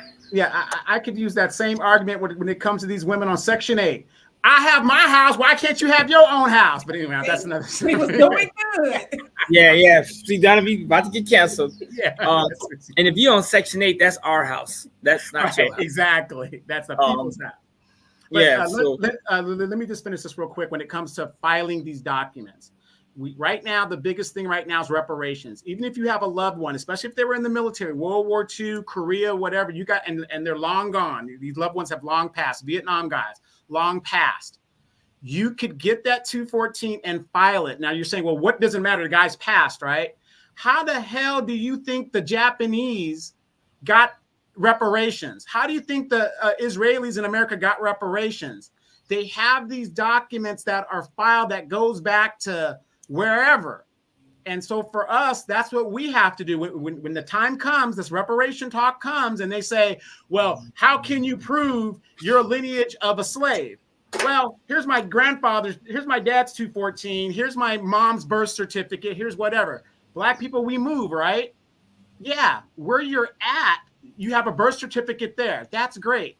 But you can take a copy of that birth certificate and also file it where you're at newly, just in case that you're going to die in another state or another city or whatever the deal is. File those documents, because that is what your descendants are going to need to collect their reparations. We got to have a record. Too many of us have that Big Mama Bible where all the pictures and all the important documents are, and then it's getting brittle and we can't find it, and it gets lost in the fire or whatever the deal is. File these important documents, birth certificate. These are all public records. So, like right now, I could request anybody's term of service. They won't give me their social security number. That'll be redacted. But the point is, I can get it. Your birth certificate, I can request a person's birth certificate if it's redacted. I can get the basic information off of it. So please, this is how they're going to do it. You've got to file these documents. There's too many of us that we're not filing stuff. And then we talk about, yeah, I should get reparations. And you have no way of proving anything. Yeah. And you guys with paperwork, what I do is I take a picture of everything and I email it to myself. Pictures, whatever. I don't care. Stuff you don't want people to know. You could take a picture, send it to an email, and make sure they have access. That people know that you have that email. It is what it is. Somebody should know how to check your emails. It just, you keep the good email. You can keep the freaky email if you need to, but the ones you use for OnlyFans and all that stuff, you can keep that one. But you should have an email that people have access to. Like my son knows how to check my email because there's an email I have, my information, documents, my life insurance, property, all that stuff. He knows where it's at. And for the most part, not all my kids do. Some talk to their mama too much, but I ain't gonna say no names. Woo! You know what Donovan is the cool thing is when you stop giving the F. You know what I'm saying? I heard people say that, oh, stop. That is the best feeling ever. Yeah, absolutely. Is to stop giving a damn. It's funny. It's funny you say that, because when I see people struggling right now with everything that we've learned since 2008, it's like, Negro, you didn't learn anything from 2008 when you lost the house and all this other stuff. Then we went through a pandemic, all this stuff that has affected Black people more so than any other group. And we still doing the same BS, buying Jordans and shoes and doing all that, and then complaining about what we ain't got. It's sad. And you know what, Black people, it is about to get nasty for the traditional swing low liberal Democrat Dixiecrat thinking so-called Negro. Let me tell you what's happening. Thank you, Easy. We appreciate that. Let me put my Cash App up here. No, okay, we got the migrants coming, right? And you know what they're doing to people of color. It just sucks that we're in these neighborhoods, but it's what's happening. Do you know today, like 99-cent stores closed all 370 of their stores? Restaurants in California are shutting their doors. McDonald's is cutting folks' hours. The reason I'm bringing this up, because some of those easy jobs that we could get are starting to go away. It is getting wild out there. So if you want to keep holding on to the past and blaming the white man and blaming old grandpa because he was a Rolling Stone, your life is about to get dirty. You know what I'm saying? And I don't know if Trump is the answer. I mean, obviously I'm voting for him over Joe Biden. I think they both down and dirty. At least Trump is nasty. He nasty. He be paying off holes and all kinds. Oh man, I've been to so many foreign countries. They would laugh at the fact that we were prosecuting our president for paying off prostitutes. They look, anyways. But we need to really, and I don't need to say we need to go back to the days when white people were at their worst, but that's when we did the best. In 1940, mama and daddy were together. Mom and daddy put on the suits, period. And in 2024, it's hard to go out and see a black man and a woman out in a suit with their kids or going to a nice dinner. I love that. One of the reasons I wear a suit almost all the time, because my father, he still wears suits. Some would be too big. It's a whole nother conversation. But I learned that from my father. My father wears a suit everywhere. And I was like, I ain't gonna never be that dude. And here I am today. I'm looking under hoods. Somebody was like, you wearing a suit? I said, you know what? I'm wearing a suit. You'll treat me differently because I'm in a suit. And people do. Brothers, if you want to be respected, put a suit on, man. This suit was $100. Pants and the jacket from Burlington Coat Factory was $99 or so. And the shirt was like $12. For like $118 with tax, I walked out with a whole suit. Yeah, but see, I see this T-shirt here because it's, you know, Tommy Hilfiger, that's $30, $40. I got the $300 tennis shoes. My pants are that I sag off my ass. Those are $300. See, that's the kind of dumb crap that we do. And then we wonder why we get profiled a lot because we look the part. Sad. And we profile ourselves. You know what I'm saying? When I used to get pulled over all the time, I haven't been pulled over in a long time. I mean, I got pulled over a month ago. I was doing 94. So, you know, I had that coming. And I've been doing 94 every day. I was just, once in a while, ain't too bad. But the black and the white cop, the black cop is the one that I'm afraid of. I have been pulled over probably 30 times in my life. Me and my buddy Brian Hicks, may he rest in peace, we got pulled over at a Del Taco, and the white cop was like, you know, y'all go about your business. The brother was like, y'all got some ID? I'm like, really? So the point I'm making is we treat each other bad. You know what I'm saying? So that's some of the stuff we should consider. I go to a shop right now, and my boy, a white dude, he owned the shop. The brother he got up front treat me like a dog. Oh, he come watch again, wanting a discount. I said, man, I brought 4 cars here last week. I'm paying your black ass. But it's the old brothers at the shop that give me a hard time. The Mexican cat is working on my stuff. And he was like, yo, I don't know why they treat you that way. I said, it's because older black men struggle for whatever reason with helping the younger man. I can't get my head around it, but it's just the way it is. So that's the type of stuff we need to worry about, how we treat each other. I'm not worried about the white man. I am not. Yeah, do they like us? No, it ain't that. Who cares? You know what I'm saying? But what if black people treat each other better? You know what I'm saying? That would be cool. We can stop crying about the white man. Reparations. If we get reparations, hallelujah. All right, now it's time to go, y'all. It's been a very nice day. We want to thank y'all for today. I think we should get reparations. Listen, I'm a very conservative black man. I vote conservative, but I do think that we should be paid what's due to us. And ain't nothing wrong with that. I just saw a documentary the other day on the Japanese and their reparations. That it took the race to it put them back where they probably belong. And that's what we need ours. And listen here, we're gonna get out of here because, like I said, I got work to do, and I ain't trying to be working till later on tonight. But anyway, as y'all know, first I want to say thank you, Donovan and Walter, for joining me here on this Wednesday. I don't know what it was, Wealth Wednesday and Relationship Wednesday. It was a whole bunch of stuff. We'll get to the questions next time.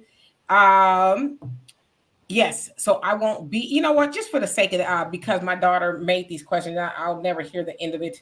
I'm going to ask you guys a question. How about that? Let's see.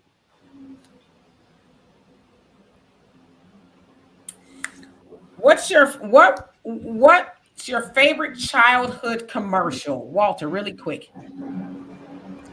Schoolhouse Rock. Donovan? Rod and Allen Rippey. Remember that guy, Rod and Allen Rippey, the little black kid? I think he had the hamburger commercial. Was it hamburger? Was it? Oh, was yeah, it was. I was like, yeah. Ooh, what's mine? Oh my god. Man, what would be my favorite childhood commercial?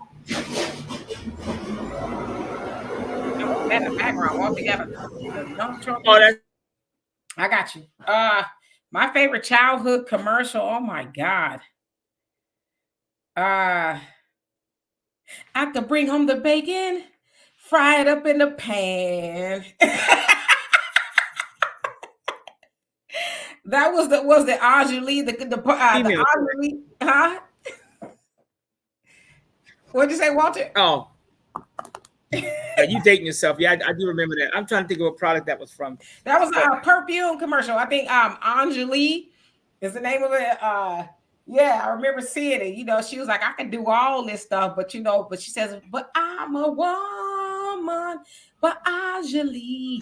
I remember that. No more than 5. They ought to start playing that commercial again so women can go back to being women. We need some Anjali women. Oh, wait a minute.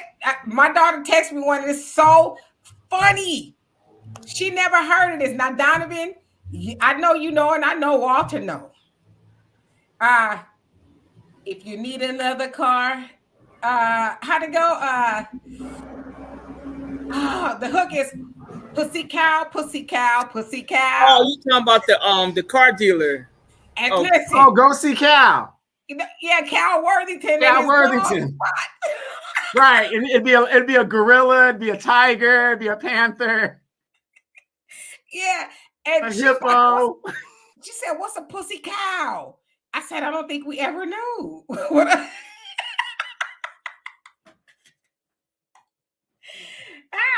That was a good one.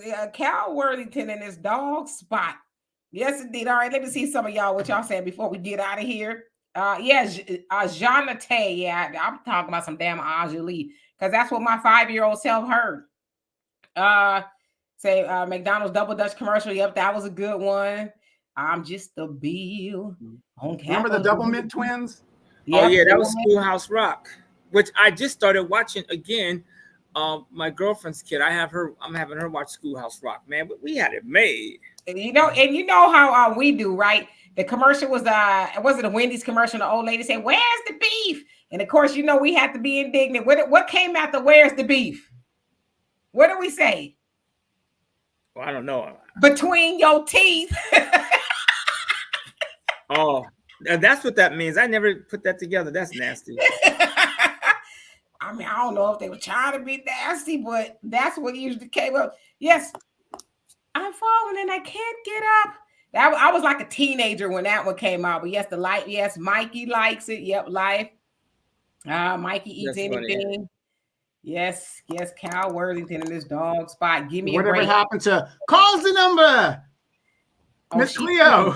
Miss Cleo died. Miss Cleo, yeah, they are. I saw a documentary on Miss Cleo, man. She was used. Yes, indeed. Let me see. So yeah, Long Beach. That's where Cal Worthington was. Oh my God, that was so funny. The Toyota. How did that sound? The Toyota commercial. I do remember. I don't remember the hook. Anyway, yes, Reggie Jackson. Oh my God, yeah, you went back.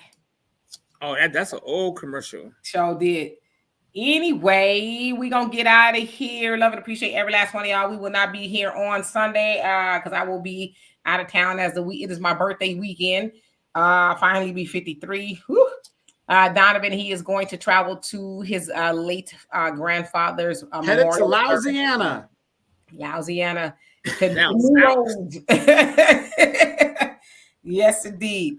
The Chia Pet. Oh my gosh, you went way back with that one. My Baloney has a first name. Yes. Anyway, thank y'all so much. I love and appreciate you. Easy. Thank you so much for the donation. Everybody who likes, subscribe, and everything in between. We will see y'all next Tuesday. In the meantime, you guys have a great day. Thank you for the safe travels, and we will see y'all. I might try to go live when I'm in Vegas. We'll see.